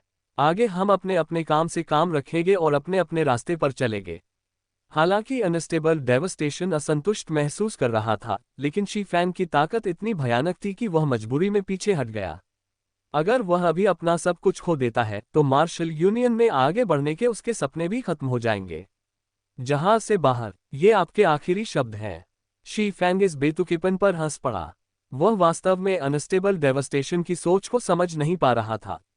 क्या उसे लगता था कि किसी को थप्पड़ मारने के बाद सिर्फ एक साधारण माफी से सब कुछ सुलझ जाएगा? शी फैंग की घृणा भरी बातें सुनकर अनस्टेबल डेवस्टेशन को पहली बार अपमान का एहसास हुआ। वह पहले ही एक कदम पीछे हट चुका था, फिर भी शी फैंग ने इतनी आक्रामक प्रतिक्रिया दी। हालांकि इस समय वह शी फैंग के खिलाफ कुछ नहीं कर सकता था, इसलिए वह अपने अधीनस्थों को एक एक करके मरते हुए देखने के अलावा कुछ नहीं कर सकता था। इस तरह की लाचारी ने उसे पागलपन के कगार पर पहुंचा दिया था। अनस्टेबल डेवस्टेशन ने कभी नहीं सोचा था कि ऐसा दिन उसके साथ भी आएगा। पहले तो उसे शी फैंग को कुचलने का पूरा भरोसा था, लेकिन अब एक रहस्यमयी विस्फोटक वस्तु और एक मध्यवर्ती पुनर्प्राप्ति औषधि के कारण उसका यह आत्मविश्वास चकनाचूर हो गया है। अगर वे आज शी फैंग को मारने में कामयाब भी हो जाते हैं तो मार्शल यूनियन के अभिजात वर्ग को असहनीय क्षति उठानी पड़ेगी। ये फैंग, तुमने मुझे मजबूर कर दिया है। चलो देखते हैं कि हम दोनों में से पहले कौन मरता है। सब मिलकर उस पर हमला करो।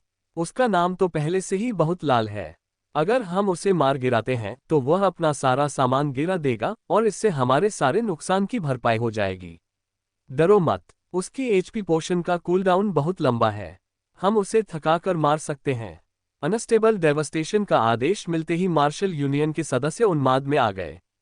उन्होंने शी फैंग को रोकने के लिए अपनी सभी क्षमताओं और तकनीकों का इस्तेमाल किया और धीरे धीरे उसकी एचपी, हेल्थ कम करते गए।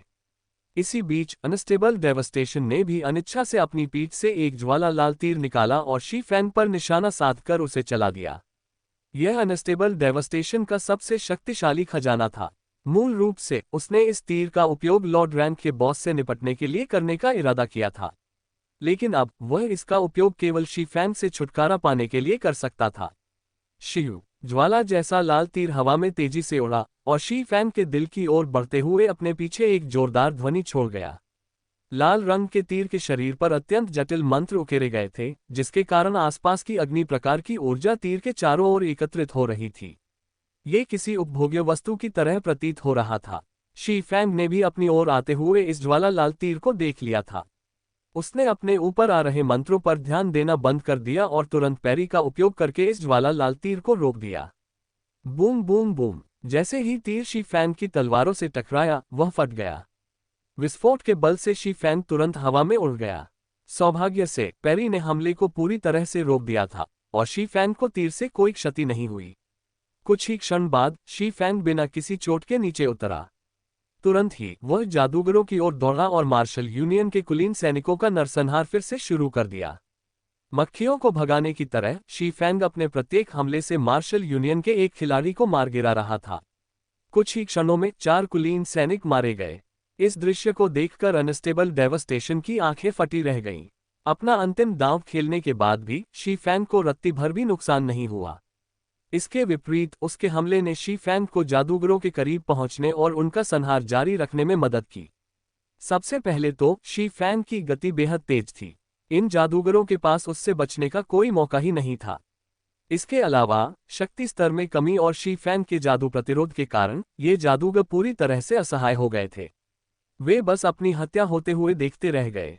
हाथापाई करने वाले खिलाड़ियों पर जमे हुए प्रभाव को खत्म होते देख मार्शल यूनियन के जादूगरों ने राहत की सांस ली।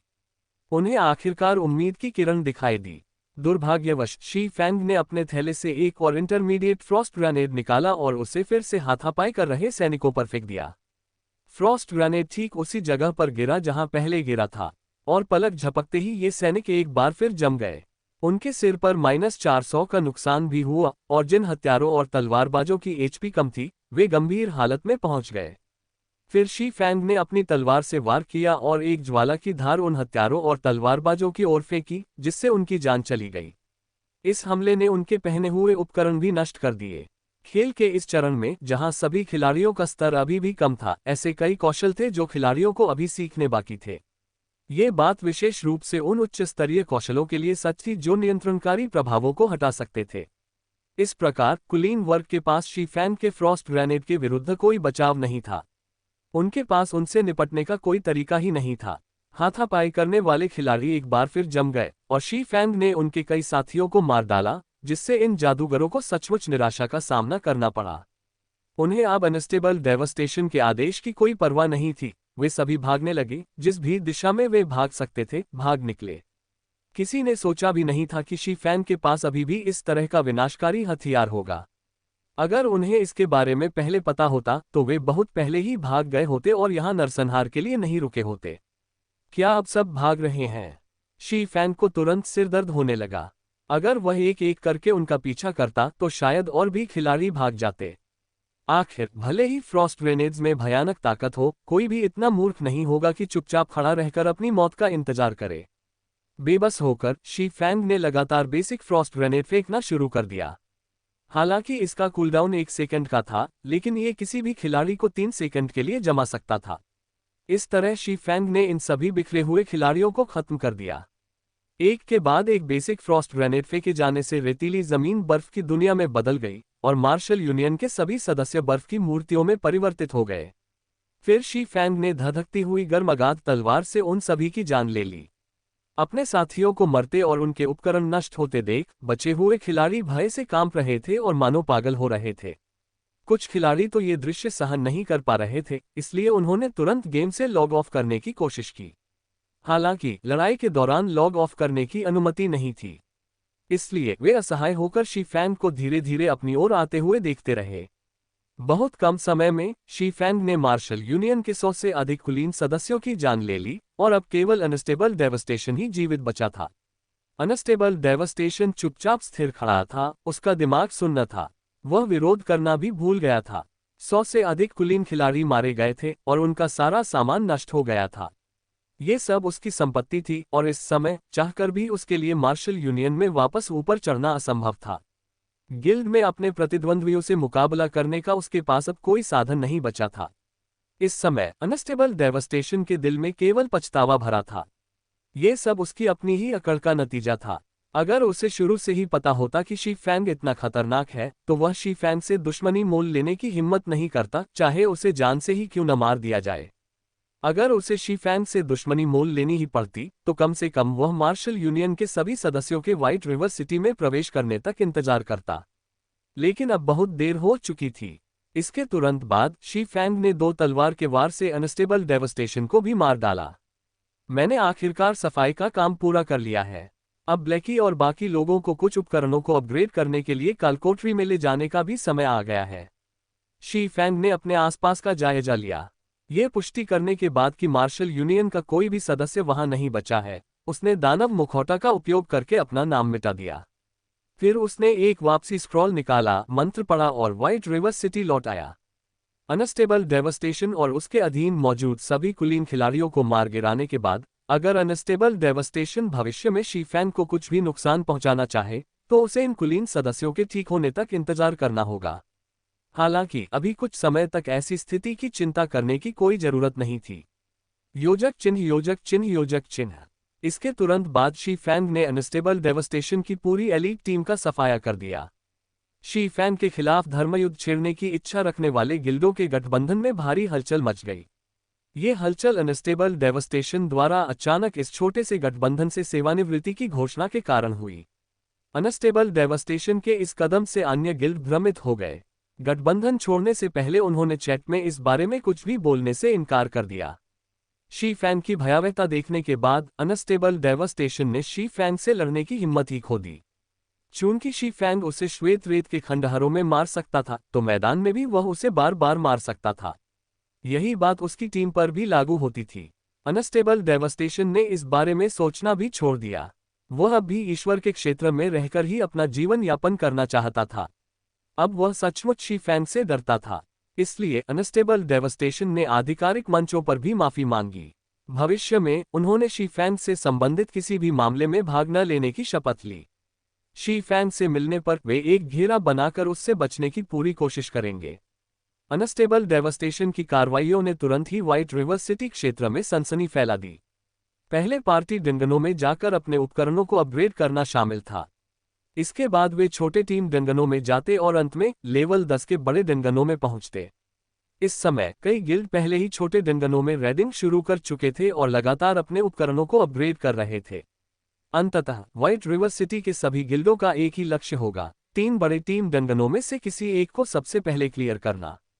किसी टीम को डंजन के हेल मोड को पार करके ही फर्स्ट क्लियर का खिताब मिल सकता था।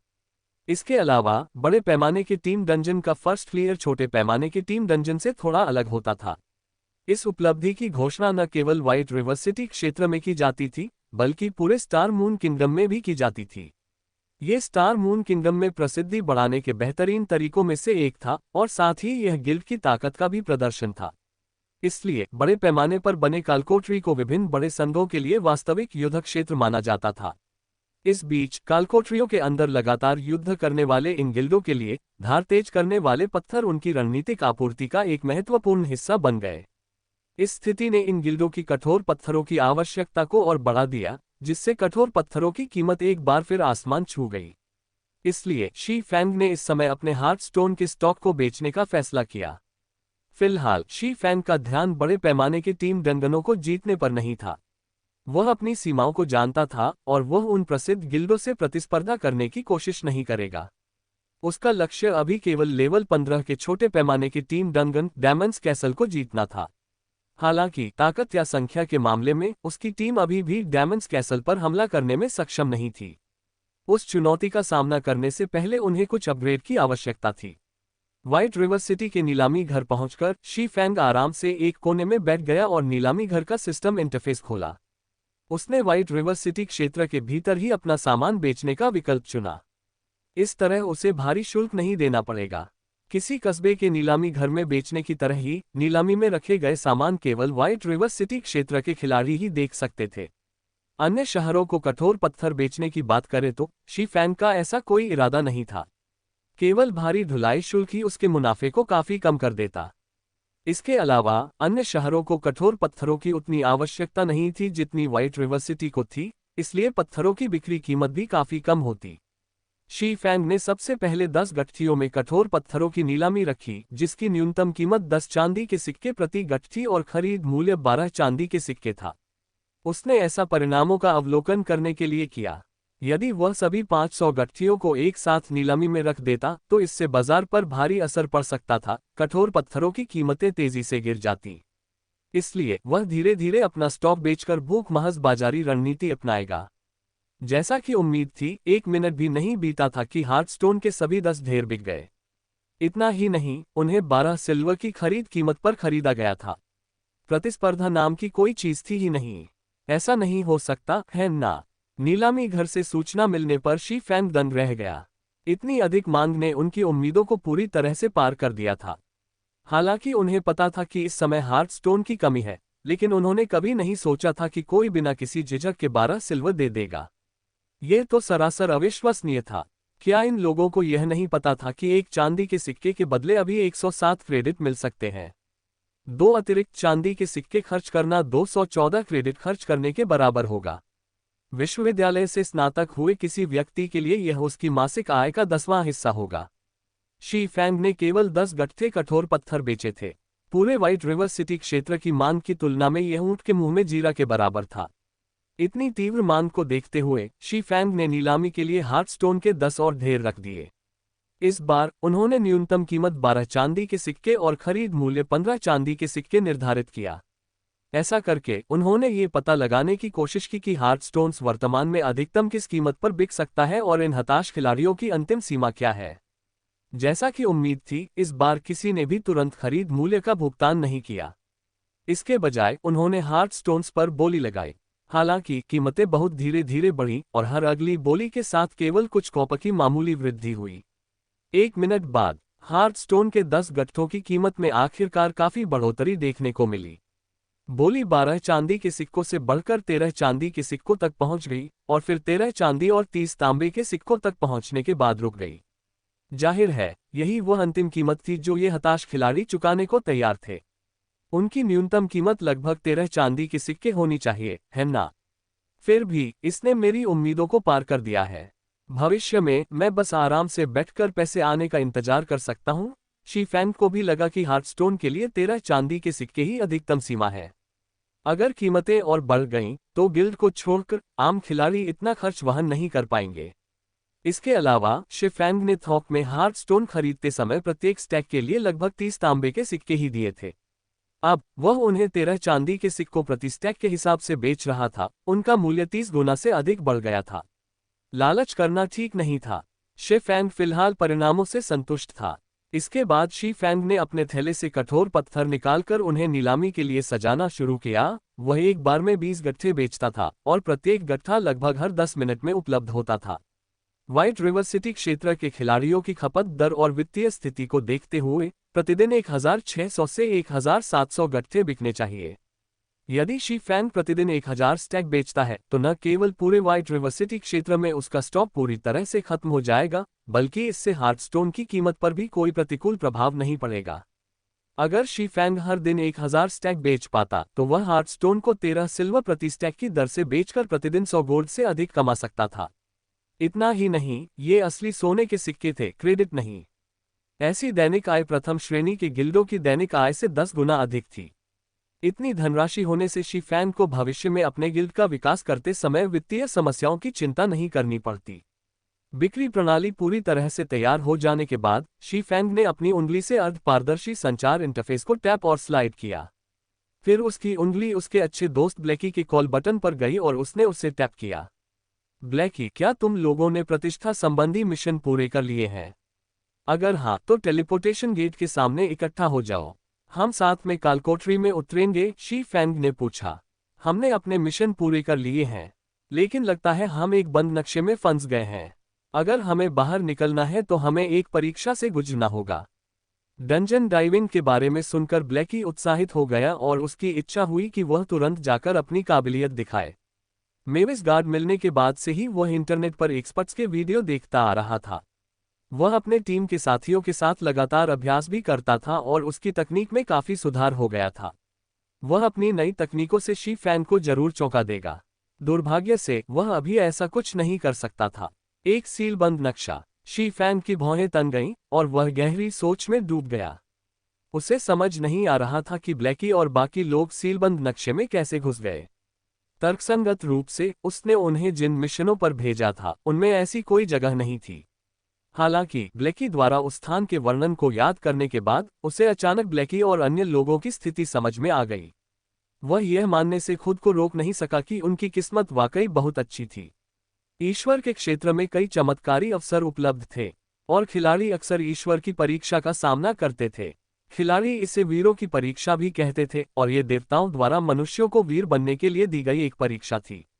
जब तक नक्शा लेवल 10 या उससे ऊपर का होता था, इस परीक्षा के प्रकट होने की संभावना रहती थी। खिलाड़ी कभी कभी मैदान में खोज करते या अभ्यास करते हुए इस परीक्षा का सामना करते थे। हालांकि 10,000 खिलाड़ियों में से एक से भी कम खिलाड़ियों को इस परीक्षा का सामना करने का मौका मिलता था। ब्लैकी और बाकी लोग इस परीक्षा में शामिल होने के कारण निश्चित रूप से भाग्यशाली थे। हर ट्रायल ऑफ हीरोज एक सुनहरा अवसर था। जब तक खिलाड़ी इसे सफलतापूर्वक पूरा कर लेते, उन्हें भरपूर इनाम मिलता था। इस ट्रायल में उपकरण और अनुभव EXP को सबसे कम महत्व का इनाम माना जाता था। अगर खिलाड़ी ट्रायल ऑफ हीरोज में असाधारण प्रदर्शन करते, तो उन्हें स्थायी एट्रीब्यूट वृद्धि, बेहद दुर्लभ या उन्नत कौशल, भरपूर मात्रा में वेपन मास्टरी और कई अन्य बेहद दुर्लभ इनाम मिल सकते थे। हथियार और उपकरण केवल एक निश्चित समय के लिए ही इस्तेमाल किए जा सकते थे, वे बाहरी वस्तुओं की तरह थे। वे वास्तव में किसी की ताकत का हिस्सा नहीं थे। हालांकि अगर खिलाड़ियों को स्थायी रूप से एट्रीब्यूट में वृद्धि और अत्यंत दुर्लभ कौशल जैसी चीजें मिल सकें, तो स्थिति बिल्कुल अलग होगी। ऐसी चीजों का मूल्य हथियारों और उपकरणों से कहीं अधिक होगा, और वे किसी के भविष्य के विकास में बहुत सहायक साबित होंगी। जिस प्रवेश द्वार से आप लोग अंदर गए थे, उस पर कितने रंग थे? शी फैंग ने पूछा। शी फैंग के सवाल ने ब्लैकी को उलझन में डाल दिया। हालांकि शी फैंग के पूछने पर ब्लैकी ने उन बड़े दोहरे दरवाजों पर मौजूद अलग अलग रंगों की संख्या याद करने की कोशिश की जिनसे वे अंदर आए थे। फिर उसने हिचकिचाते हुए कहा, मुझे लगता है कि 4 रंग थे। 4? क्या तुम लोग खुद को मरवाना चाहते हो? शी फैंग तुरंत ब्लैकी को डांटना चाहता था। ईश्वर की परीक्षा में केवल पुरस्कार ही नहीं थे, बल्कि दंड भी दिए जाने थे। दिए गए दंड और पुरस्कार भी बराबर थे। ईश्वर के क्षेत्र में अवसर के साथ साथ खतरा भी आता था। ईश्वर के क्षेत्र में मुफ्त में कुछ नहीं मिलता था, और अगर मिलता भी तो वह आपको जहर से मौत के घाट उतार सकता था। हीरोज की परीक्षा को सामान्यतः 7 श्रेणियों में वर्गीकृत किया जाता था। यदि टेलीपोर्टेशन गेट पर केवल एक ही रंग होता तो परीक्षा श्रेणी 1 में आती। ये सबसे आसान परीक्षा भी होती थी। रंगों की संख्या बढ़ने के साथ साथ कठिनाई भी तेजी से बढ़ती जाती थी। यदि परीक्षा द्वार पर 4 रंग होते तो यह चौथे स्तर की परीक्षा होती। इसकी कठिनाई पहले स्तर की परीक्षा से लगभग 8 गुना या उससे अधिक होती। यदि ब्लैकी और अन्य लोग इसे पार कर लेते तो उन्हें कम से कम उत्तम स्वर्ण श्रेणी या उससे ऊपर के हथियार और उपकरण पुरस्कार के रूप में मिलते। सामान्यतः ये गहरे स्वर्ण श्रेणी की वस्तु होती है। यदि वे पर्याप्त उच्च सफलता दर के साथ परीक्षा पूरी कर लेते तो संभावना थी कि उन्हें स्थायी गुण वृद्धि प्राप्त हो या उनके किसी कौशल को अधिक शक्तिशाली संस्करण में अपग्रेड किया जा सके। तथापि चौथे स्तर की परीक्षा की सजा कोई मजाक नहीं थी। अगर ब्लैकी और बाकी लोग परीक्षा पूरी करने में नाकाम रहते तो उन्हें मिलने वाली सबसे हल्की सजा XP में भारी नुकसान हो सकता था। वे कई लेवल नीचे गिर सकते थे। ब्लैकी और बाकी लोग अपने कुछ एट्रीब्यूट्स या स्किल मास्टरी को स्थायी रूप से खो सकते थे और संभवतः लंबे समय तक कमजोर स्थिति में रह सकते थे। इस तरह की कड़ी सजाओं के कारण ही अधिकांश खिलाड़ी किसी भी तरह की जानकारी मिलने के बाद डोर ऑफ ट्रायल्स में प्रवेश करने से बचते थे। वे इसके बजाय किसी बड़े गिल्ड को जानकारी बेचकर भारी मुनाफा कमाना पसंद करते थे। भाई फैंग, क्या हम बहुत खतरनाक स्थिति में हैं? शी फैंग की घबराहट सुनकर ब्लैकी घबरा गया और उसकी धड़कन तेज हो गई। इसी बीच शी फैंग की बातें सुनकर फायर डांस और ब्लैकी के बगल में खड़े अन्य लोग भी बेहद गंभीर हो गए। अब वे इस परीक्षा को हल्के में लेने की हिम्मत नहीं कर पा रहे थे। मैं आप लोगों को केवल सलाह दे सकता हूं। अपनी क्षमताओं के अनुसार कार्य करें। पुण्य कर्म करने का प्रयास न करें, बस सुरक्षित निकलने का प्रयास करें। मेरी सलाह टीम के सभी सदस्यों तक पहुंचाना न भूलें। हालांकि ब्लैकी, चूंकि आपके पास मेविस का रक्षक है, इसलिए तार्किक रूप से आप लोगों के परीक्षा उत्तीर्ण करने की संभावना बहुत अधिक है। लेकिन याद रखें, जल्दबाजी न करें। चाहे कितना भी समय बर्बाद करना पड़े, कभी भी जल्दबाजी न करें। बाकी सब आपकी युद्ध तकनीकों, बुद्धिमत्ता और विवेक पर निर्भर करेगा। शी फैंग ने ब्लैकी को परीक्षा के बारे में अपना सारा ज्ञान देना जारी रखा। जहां तक परीक्षा उत्तीर्ण करने की बात है, ये पूरी तरह से ब्लैकी और बाकी लोगों पर निर्भर करेगा। वीरों की परीक्षा के परीक्षण कभी दोहराए नहीं गए थे, इसलिए उनमें से किसी एक को जीतने की कोई ज्ञात रणनीति नहीं थी। हालांकि शी फैंग ने अपने पिछले जीवन में कई पूर्वजों के ज्ञान और बुद्धिमत्ता को एकत्रित करने के बाद एक ऐसी रणनीति बनाई थी जो असल में कोई रणनीति नहीं थी। वह रणनीति थी अपनी क्षमताओं के अनुसार कार्य करना और कार्रवाई करने से पहले योजना बनाना। वीर परीक्षा को अंजाम देते समय जल्दबाजी नहीं करनी चाहिए। इसके अलावा वीर परीक्षा को जीतने की कोई वास्तविक रणनीति नहीं थी। फायर डांस, कोला और ब्लैकी के मावी गार्ड की मदद से वे 4 रंगों वाली परीक्षा पास कर लेंगे। हालांकि वे कम समय में परीक्षा से बाहर नहीं निकल पाएंगे। शी फैंग को सिरदर्द होने लगा। उनका इरादा था कि वे किसी कालकोठरी पर हमला करके अपने उपकरणों को अपग्रेड करेंगे, लेकिन अब उनकी यह योजना धरी की धरी रह गई। उन्हें यह भी नहीं पता था कि ब्लैकी और बाकी लोग एक हफ्ते के अंदर परीक्षा से बाहर निकल पाएंगे या नहीं। वीरों की परीक्षा कभी भी आसान नहीं थी और यह एक अत्यंत समय लेने वाली परीक्षा थी। शी फैंग के पिछले जीवन में खिलाड़ियों द्वारा एक परीक्षा पूरी करने में 1 महीने से अधिक समय बिताना असामान्य नहीं था। अतीत में एक शीर्ष स्तरीय विशेषज्ञ ने परीक्षणों का निष्पक्ष मूल्यांकन किया था। 5 रंगों वाले परीक्षण की कठिनाई एक महाकाव्य खोज के बराबर थी। 6 रंगों वाले परीक्षण की कठिनाई एक पौराणिक खोज के बराबर थी और 7 रंगों वाले परीक्षण की कठिनाई एक शीर्ष स्तरीय पौराणिक खोज के बराबर थी। शी फैंग के पिछले जीवन में भगवान के डोमेन के 1 दशक से अधिक समय तक संचालित होने के बावजूद कोई भी खिलाड़ी 7 रंगों की परीक्षा उत्तीर्ण नहीं कर पाया था। इसका एक कारण ये भी था कि किसी भी सच्चे शीर्ष विशेषज्ञ ने 7 रंगों की परीक्षा का सामना नहीं किया था। अतीत में सबसे कठिन परीक्षा जिसे सफलतापूर्वक पूरा किया गया था वह 6 रंगों वाली परीक्षा थी। वहीं 6 रंगों वाली परीक्षा को जीतने वालों में से एक पादरी देवता वायलेट क्लाउड भी थी, जिन्हें ईश्वर के क्षेत्र में सार्वजनिक रूप से शीर्ष 10 पादरी देवताओं में से एक माना जाता है। ये सोचकर कि वायलेट क्लाउड इस समय ब्लैकी और अन्य लोगों के साथ है, शी फैंग ने हिचकिचाते हुए राहत की सांस ली। हालांकि वायलेट क्लाउड अभी अपनी पूरी क्षमता तक नहीं पहुंची थी, लेकिन उसकी क्षमता को नजरअंदाज नहीं किया जा सकता था। 4 रंगों की परीक्षा के लिए ब्लैकी और अन्य लोग शायद इसे पास कर पाएंगे। छोड़ो इसे, इसके बारे में ज्यादा चिंता करने का कोई फायदा नहीं है। लगता है कि अभी मैं सिर्फ अपने उपकरण ही अपग्रेड कर सकता हूं, शी फैंग ने आह भरी। आदत के अनुसार उसने नीलामी घर का इंटरफेस खोला और विविध अनुभाग में आइटम खोजने लगा। ऑक्शन हाउस का विविध अनुभाग ताओबाओ एक जैसा ही था। अक्सर खिलाड़ी कुछ अच्छी चीजों की नीलामी कर देते थे बिना उनकी वास्तविक कीमत जाने या ऐसी चीजों की जिन्हें वे बिल्कुल भी मूल्यवान नहीं समझते थे।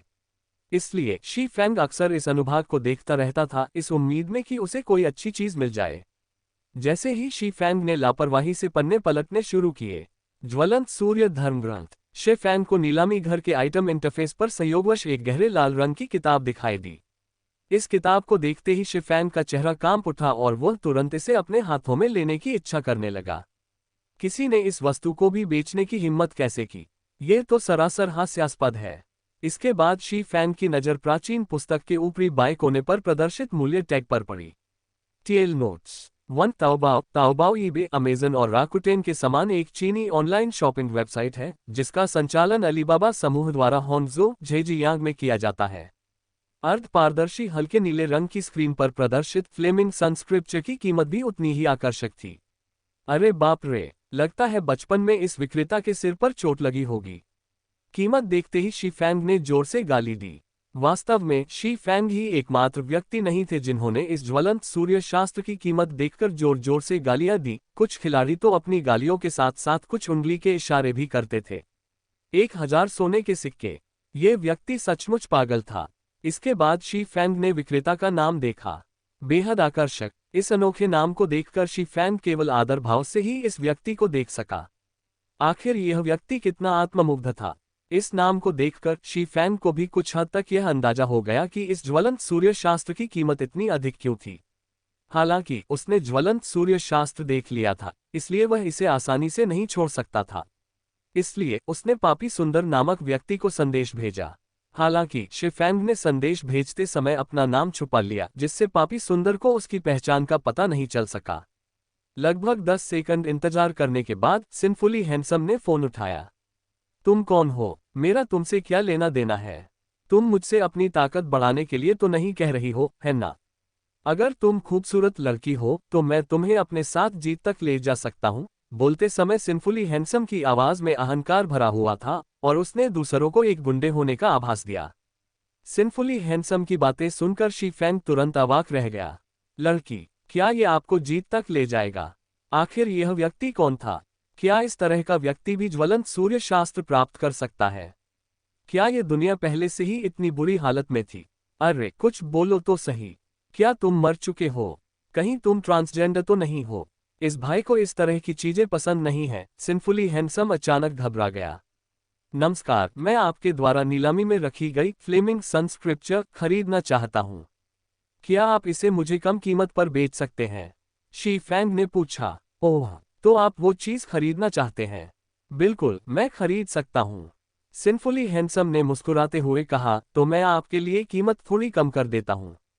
900 गोल्ड कैसा रहेगा? ये तो बहुत ही वाजिब कीमत है। शे फैंग ने सिंफुली हैंडसम की मांगी गई कीमत पर हल्की सी मुस्कान बिखेरी। फिर उसने शांत भाव से अपनी कीमत बताई, 20 चांदी के सिक्के। शी फैंग को विश्वास नहीं था कि सिंफुली हैंडसम को फ्लेमिंग सन स्क्रिप्चर का असली महत्व पता है। केवल लेवल 10 या उससे ऊपर के अग्नि प्रकार के मानवों को ही फ्लेमिंग सन स्क्रिप्चर मिलता था। हालांकि इसके मिलने की दर कुछ कम थी, इसलिए इसकी कीमत बहुत अधिक थी, आम आदमी इसे खरीद नहीं पाता था। फिर भी 1000 गोल्ड जैसी बेतुकी कीमत भी इसके लायक नहीं थी। इतने पैसे से तो खिलाड़ी एपिक रैंक की कोई वस्तु भी खरीद सकते थे। अगर उनके पास इतने पैसे हों तो वे फ्लेमिंग सन स्क्रिप्चर जैसी वस्तु क्यों खरीदेंगे? अरे भाई, तुम सच में ईमानदार नहीं हो। तुमने ही पहल करके मुझसे संपर्क किया, फिर भी इतनी बड़ी कीमत मांग रहे हो। क्या तुम्हें पता है मैं किस गिल्ड का सदस्य हूँ? सिंफुली हैंडसम ने मुस्कुराते हुए गर्व से कहा, क्या तुमने डार्क स्टार के बारे में सुना है? ये व्हाइट रिवर सिटी का एक बेहतरीन तीसरे दर्जे का गिल्ड है। सिर्फ इस नाम से ही क्या तुम्हें कम से कम 100 गोल्ड नहीं देने चाहिए? डार्क स्टार वास्तव में व्हाइट रिवर सिटी में एक शक्तिशाली गिल्ड था। लेकिन इसका शी फैंग से क्या लेना देना था? एक सोने का सिक्का। अगर आप बेचना नहीं चाहते तो भूल जाए। शी फैंग समझ गया कि सिंफुली हैंडसम उसे मूर्ख समझ रहा है। हालांकि उसे भी फ्लेमिंग सन स्क्रिप्चर की बहुत जरूरत थी, इसलिए उसने इतनी ऊंची कीमत लगाने का फैसला किया। दुर्भाग्य से सिंफुली हैंडसम शी फैंग के इरादों को गलत समझ बैठा। आपको इस बारे में अच्छी तरह सोच विचार करना होगा। पूरे व्हाइट रिवर सिटी में ये ज्वलंत सूर्य शास्त्र केवल मेरे पास है। चूंकि आप एक ईमानदार व्यक्ति हैं, मैं एक बड़ा बलिदान दूंगा और इसे आपको 10 सोने के सिक्कों और अतिरिक्त 100,000 क्रेडिट में बेच दूंगा। अगर फिर भी आप इसे नहीं चाहते हैं तो मैं किसी और खरीदार की तलाश करूंगा, पापी रूप से सुंदर ने आत्मविश्वास से कहा। अलविदा। शी फैंग ने तुरंत कॉल काट दी। शे फैंग के कॉल काटते ही सिंफुली हैंडसम अचानक घबरा गया। उसने सोचा भी नहीं था कि शे फैंग इतना कठोर निर्णय लेगा। कम से कम मोलभाव तो कर लो। अपने हाथ से एक सोने का सिक्का निकलते देख सिंफुली हैंडसम का दिल पछतावे से भर गया। हालांकि शर्मिंदगी के मारे उसने शे फैंग से दोबारा संपर्क करने की हिम्मत ही नहीं की। मुझे विश्वास नहीं होता कि तुम इस ज्वलंत सूर्य शास्त्र को इतनी आसानी से छोड़ दोगे, पापी रूप से सुंदर ने चिढ़कर कहा। हालांकि उसे ज्वलंत सूर्य शास्त्र का उपयोग ज्ञात नहीं था, लेकिन इसके शक्तिशाली और अत्याचारी नाम से ही स्पष्ट था कि यह कोई साधारण वस्तु नहीं थी। पापी सुंदर को पूरा विश्वास था कि शी फैंग इस वस्तु का मूल्य जानता है।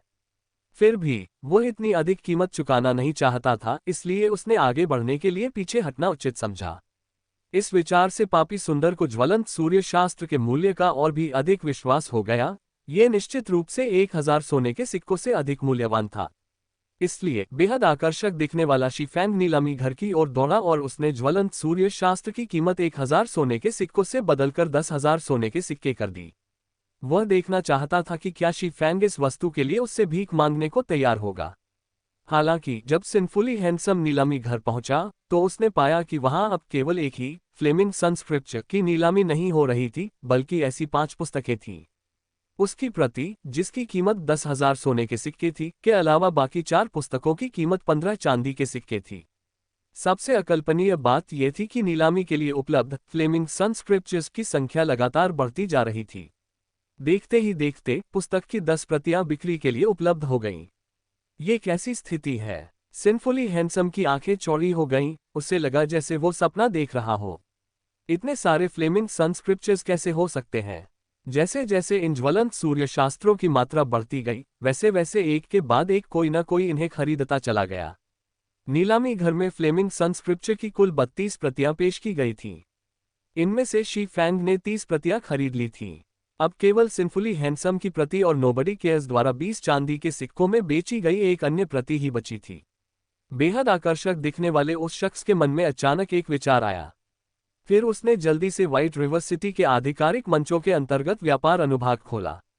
जैसा कि उम्मीद थी, एक गुमनाम पोस्ट में लिखा था, फ्लेमिंग सन स्क्रिप्चर्स को 14 चांदी के सिक्कों प्रति पुस्तक की दर से खरीद रहा हूं। यदि इसे नीलामी घर में रखा जाए तो 15 चांदी के सिक्कों में खरीदने को तैयार हूं। वर्चुअल रियलिटी गेम्स में अक्सर इस तरह के खरीदारी के तरीके देखने को मिलते थे। आखिर खिलाड़ियों के पास बहुत सारी ऐसी चीजें होती थीं जिन्हें वे नीलामी में बेचने के बजाय अपने पास रखते थे। सिंफुली हैंडसम जैसे कुछ ही खिलाड़ी ऐसे होते थे जो अज्ञात मूल्य की वस्तुओं को नीलामी में बेचते थे। शी फैंग को भी यह बात याद थी और उसने सोचा कि अब तक काफी सारे खिलाड़ियों को फ्लेमिंग सन स्क्रिप्चर मिल चुका होगा। आह, मेरा एक सोने का सिक्का! सिंफुली हैंडसम रोना चाहता था। पहले तो उसे लगा था कि फ्लेमिंग सन स्क्रिप्चर की कीमत किसी एपिक रैंक की वस्तु के बराबर हो सकती है, लेकिन जब उसने देखा कि कई दूसरे खिलाड़ियों के पास यह वस्तु है, तो सिंफुली हैंडसम को तुरंत अपनी गलती का एहसास हो गया। अगर उसने अपनी प्रति एक सोने के सिक्के में बेची होती तो उसे बहुत बड़ा मुनाफा होता। दूसरी ओर शी फैंग को फ्लेमिंग सन स्क्रिप्चर की 30 प्रतियां खरीदने के बाद बहुत संतुष्टि महसूस हुई। अगर उसने नीलामी घर में फ्लेमिंग सन स्क्रिप्चर को न खोजा होता तो वह इसके अस्तित्व के बारे में पूरी तरह से भूल गया होता। मेरे उद्देश्य के लिए 30 पुस्तकें पर्याप्त होनी चाहिए। शी फैंग ने अपने बैग में रखी 30 ज्वलंत सूर्य ग्रंथों को देखा और अत्यंत प्रसन्न हुआ। हालांकि उसने 4 सोने के सिक्के और 50 चांदी के सिक्के खर्च कर दिए थे, जिससे उसकी संपत्ति थोड़ी कम हो गई थी, लेकिन उसके पास मौजूद सोने के सिक्कों का मूल्य समय बीतने के साथ घटता ही जाएगा। बेहतर यही होगा कि वह उन सोने के सिक्कों का इस्तेमाल और अधिक लाभ कमाने के लिए करे। इस प्रकार शी फैंग ने फ्लेमिंग सन स्क्रिप्चर्स को खरीदने के लिए इतना पैसा खर्च किया था। शी फैंग के पिछले जीवन में कई खिलाड़ियों ने फ्लेमिंग सन स्क्रिप्चर प्राप्त किया था। दुर्भाग्य से उनमें से किसी को भी इसका उद्देश्य नहीं पता था, इसलिए उन्होंने इसे सस्ते दामों पर बेच दिया। हालांकि एक रेंजर ऐसा भी था जिसने बड़ी बेताबी से ये फ्लेमिंग सन स्क्रिप्चर खरीदे थे। यहां तक कि जब फ्लेमिंग सन स्क्रिप्चर की कीमत बढ़कर 1 सोने का सिक्का प्रति पुस्तक हो गई, तब भी उस खिलाड़ी ने बिना किसी झिझक के उन्हें खरीद लिया, जिससे कई लोगों को शक हुआ। इसलिए कई खिलाड़ियों ने फ्लेमिंग सन स्क्रिप्चर की जांच शुरू कर दी। एक बार खिलाड़ियों के एक समूह की मुलाकात एक रेंजर से हुई जो लेवल 25 के मैप फ्लेम गॉड्स केव में अकेले ही खेल रहा था। इतना ही नहीं, उस रेंजर ने वहां के बॉस और एलीट मॉन्स्टर्स को अकेले ही मारकर सबको चौंका दिया। बाद में खिलाड़ियों को पता चला कि रेंजर फ्लेम गॉड्स केव में अकेले ही खेल पा रहा था और इसका कारण फ्लेमिंग सन स्क्रिप्चर था।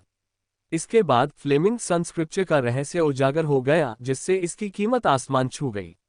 अंततः जब फ्लेमिंग सन स्क्रिप्चर की एक किताब 3 सोने के सिक्कों में बिकने लगी, तब भी इसे खरीदने के इच्छुक खिलाड़ी मौजूद थे। फिलहाल शी फैंग ने प्रत्येक पुस्तक को खरीदने के लिए केवल 15 चांदी के सिक्के खर्च किए थे। इस सौदे से उसे भारी मुनाफा हुआ था। किसी भी हालत में ब्लैकी और बाकी लोगों को व्हाइट रिवर सिटी लौटने में अभी काफी समय लगेगा।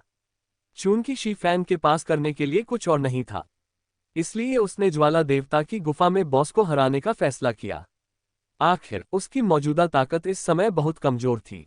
वह न तो महाकाव्य खोज, अंधकार का पतन और न ही अनोखी खोज, राक्षस का दिल पूरी कर सकता था।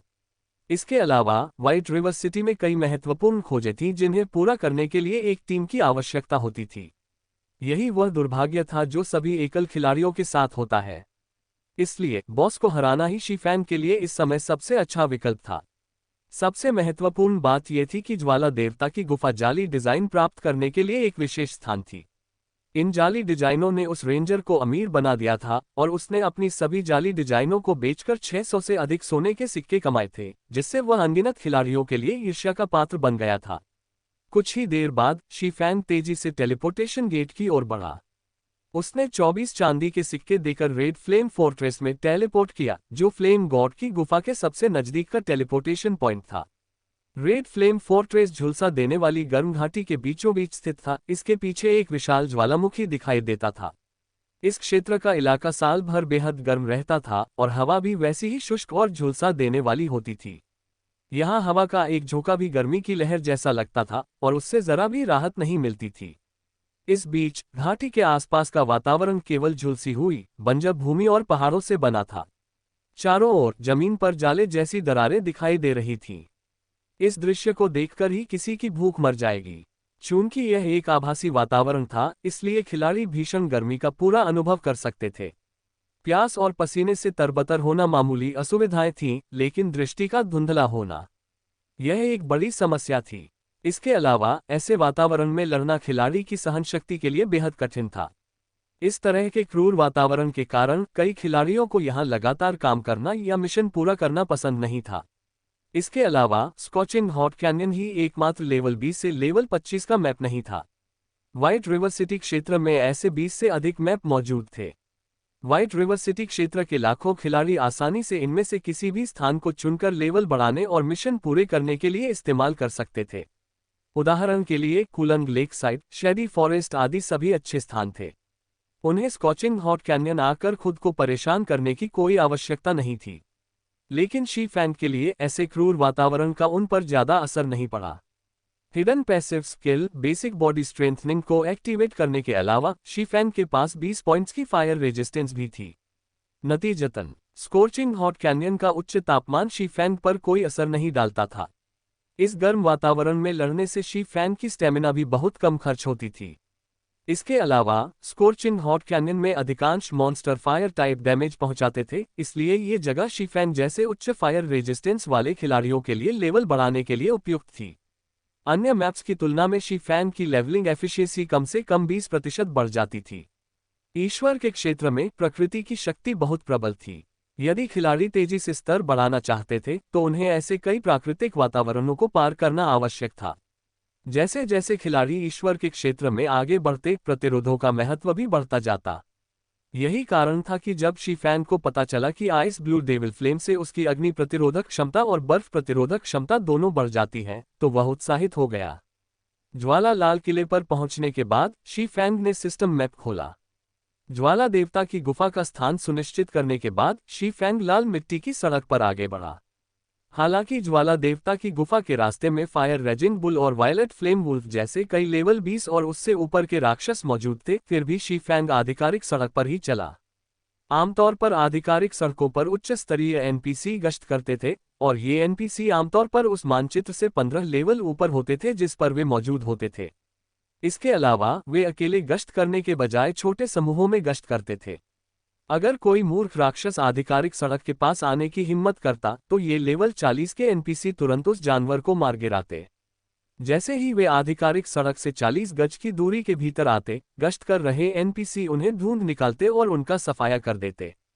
इसलिए आसपास के सभी राक्षस आधिकारिक सड़क से 40 गज के भीतर आने की हिम्मत ही नहीं करते थे, जिससे खिलाड़ी सुरक्षित रूप से उस पर से गुजर सकते थे। योजक चिन्ह, योजक चिन्ह, योजक चिन्ह। लगभग आधे घंटे बाद शी फैंग आखिरकार ज्वाला देवता की गुफा में पहुंच गया। ज्वाला देवता की गुफा झुलसा देने वाली गर्म घाटी के बाहरी किनारों पर एक ज्वालामुखी के पास स्थित थी। गुफा के अंदर कई शक्तिशाली राक्षस और सरदार रैंक के बॉस रहते थे। हालांकि खिलाड़ियों द्वारा इस स्थान का पता लगाने के बावजूद वे आमतौर पर वापस लौटना ही बेहतर समझते थे, क्योंकि यहाँ के राक्षस बहुत शक्तिशाली थे। यदि राक्षसों ने उनका पीछा न किया होता तो वे ज्वाला देवता की गुफा तक न पहुंचते और संयोगवश रेंजर के बॉस और शक्तिशाली राक्षसों को हराने के गुप्त तरीके का पता न लगा पाते। हालांकि इस रहस्य के बारे में फिलहाल सिर्फ शी फैंग को ही पता था। ज्वाला देवता की गुफा में मौजूद सभी राक्षस 25वें स्तर के थे और आमतौर पर केवल 20वें स्तर तक पहुंच चुके खिलाड़ी ही यहां अभ्यास करते थे। हालांकि शी फैंग के उपकरण में स्तर अनदेखा करने की क्षमता थी, इसलिए वह भी यहाँ कुछ हद तक अभ्यास कर सकता था, हालांकि उसकी दक्षता काफी कम थी। बहरहाल वह लेवल 25 के मॉन्स्टर्स को मारता रहेगा। भले ही उसकी गति लेवल 20 के खिलाड़ी से धीमी हो, फिर भी लेवल 14 के मॉन्स्टर्स को मारने की तुलना में उसका लाभ कहीं अधिक होगा। ज्वाला देवता की गुफा में मौजूद राक्षस इतने अद्भुत क्यों थे? इसका मुख्य कारण उनके अग्नि प्रकार के हमलों का असाधारण रूप से अधिक नुकसान पहुंचाने वाला प्रभाव था। यहां तक कि अगर कोई राक्षस केवल 25वें स्तर का सामान्य राक्षस भी होता तो भी वह उसी स्तर के किसी भी राक्षस को 2 या 3 चालों में मार सकता था। इतना ही नहीं, ज्वाला देवता की गुफा में सभी राक्षस समूहों में रहते थे और आमतौर पर एक ही समय में 5 या 6 राक्षस मिल जाते थे। यहां तक कि शीर्ष स्तर के उपकरणों से लैस कोई भी राक्षस इतने सारे राक्षसों का एक साथ सामना नहीं कर सकता था। यहां बड़ी संख्या में कुलीन और विशेष कुलीन राक्षस भी थे। वे लगभग उसी स्तर के किसी भी राक्षस को एक ही वार में मार सकते थे। इसलिए खिलाड़ियों को ज्वाला देवता की गुफा के बारे में पता होने के बावजूद कोई भी इस जगह पर जाकर अभ्यास करने की हिम्मत नहीं करता था। हालांकि जब किसी के पास फ्लेमिंग सन स्क्रिप्चर होता था तो कहानी बिल्कुल अलग होती थी। फ्लेमिंग सन स्क्रिप्चर खिलाड़ियों को फ्लेमिंग सन ब्लेसिंग प्रभाव प्रदान कर सकता था। यह प्रभाव आसपास के वातावरण से निकटता से संबंधित था। किसी स्थान पर अग्नि प्रकार की माना जितनी सघनता से मौजूद होती थी, उसका प्रभाव उतना ही अधिक होता था। ये प्रभाव 2 घंटे तक रहता था। हालांकि फ्लेमिंग सन स्क्रिप्चर के परिचय से ऐसा कोई प्रभाव सामने नहीं आया, इसलिए अतीत में खिलाड़ी इसके सटीक उद्देश्य का पता नहीं लगा सके। ज्वाला देवता की गुफा को झुलसा देने वाली गर्म घाटी के उन स्थानों में से एक माना जा सकता है जहां अग्नि प्रकार की मानव ऊर्जा सबसे अधिक पाई जाती है। परिणामस्वरूप वहां मौजूद राक्षसों द्वारा किया जाने वाला अग्नि प्रकार का नुकसान असाधारण रूप से अधिक था। हालांकि ठीक इसी कारण से ज्वाला देवता की गुफा ज्वाला सूर्य शास्त्र का उपयोग करने के लिए भी एक आदर्श स्थान थी। हालांकि फ्लेमिंग सन स्क्रिप्चर होने के बावजूद शी फैंग को यहां रहते हुए बेहद सावधान रहना था। आखिर ज्वाला देवता की गुफा 25वें स्तर के राक्षसों का अड्डा थी। 11 स्तरों के अंतर के साथ ये राक्षस केवल 2 ही वार में शी फैंग की जान ले सकते थे और मरने से पहले शी फैंग को बचाव का मौका भी नहीं मिलता। इसके अलावा शी फैंग का स्तर बहुत कम था, ये राक्षस उसे आसानी से पहचान सकते थे, इसलिए उसे बहुत सावधानी बरतनी थी। जैसे ही शी फैंग ने गुफा में सावधानीपूर्वक कदम रखा, गुफा के भीतर से गर्म हवा की एक लहर उसके पास से गुजरी। ठीक उसी समय जब शी फैंग की 5 इंद्रियां अपनी चरम सीमा पर पहुंच गईं, अचानक उसके सिस्टम का संचार बज उठा। अरे बाप रे, मुझे तो दिल का दौरा ही पड़ गया था। शी फैंग चौंक कर उछल पड़ा। उसने सिस्टम नोटिफिकेशन पर एक नजर डाली। सौभाग्यवश राक्षस सिस्टम नोटिफिकेशन नहीं सुन सकते थे। ठीक उसी तरह जैसे टीम चैट काम करती थी, केवल निर्दिष्ट खिलाड़ी ही उन्हें सुन सकते थे, जबकि बाहरी लोग अप्रभावित रहते थे। फ्लाइंग ड्रैगन, वो गॉड्स डोमेन क्यों खेल रहा है? सामने चमकती कॉलर आईडी को देखकर शी फैंग ने अपनी भौहें सिकोड़ लीं। यह उड़ने वाला ड्रैगन कोई और नहीं बल्कि शी फैंग का सहपाठी और जिनहाई विश्वविद्यालय की युद्ध प्रतियोगिता में 9वें स्थान पर रहने वाला लिंग फीलोग था। हालांकि शी फैंग के पिछले जीवन में लिंग फीलोग खेल के रिलीज होने के काफी समय बाद ही गॉड्स डोमेन में शामिल हुआ था। उस समय तक शी फैंग शैडो गिल्ड का लीडर बन चुका था। लिंग फीलोग का समय से पहले गॉड्स डोमेन में शामिल होना, क्या ये बटरफ्लाई इफेक्ट का नतीजा हो सकता है? शी फैंग सोच में डूब गया। हालांकि जल्द ही उसके चेहरे पर एक हल्की मुस्कान आ गई। इस जीवन में उसने किसी को भी अपने चरित्र की पहचान नहीं बताई थी। जहां तक ब्लैकी की बात है, शी फैंग ने उसे बहुत पहले ही कुछ भी न बताने के लिए कहा था। इसलिए जिनहाई विश्वविद्यालय में किसी को भी नहीं पता था कि शी फैंग ही ये फैंग है। इसी तरह किसी और को भी नहीं पता था कि गॉड्स डोमेन में ब्लैकी ही ब्लैक क्लाउड है। ब्लैकी के दोस्तों को बस इतना पता था कि वह खेल में अच्छा प्रदर्शन कर रहा है। तुम कौन हो? तुम्हें मुझसे क्या काम है? शी फैंग ने ठंडे और दबंग लहजे में फोन का जवाब दिया, मानो कोई देवता किसी चींटी को नीचा दिखा रहा हो। शी फैंग की आवाज सुनते ही लिंग फीलोग के पूरे शरीर में सिहरन दौड़ गई और फिर असहनीय दबाव महसूस हुआ। उसे ऐसा लगा जैसे वह ठंडे पानी के कुंड से बाहर निकला हो।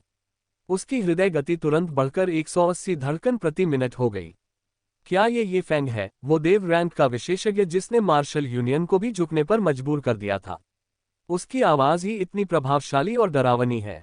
उसका प्रभाव भाई झांग से भी कहीं अधिक है। एक देव रैंक के विशेषज्ञ से यही उम्मीद की जाती है। इसीलिए भाई झांग चाहते थे कि मैं उससे भर्ती करूं।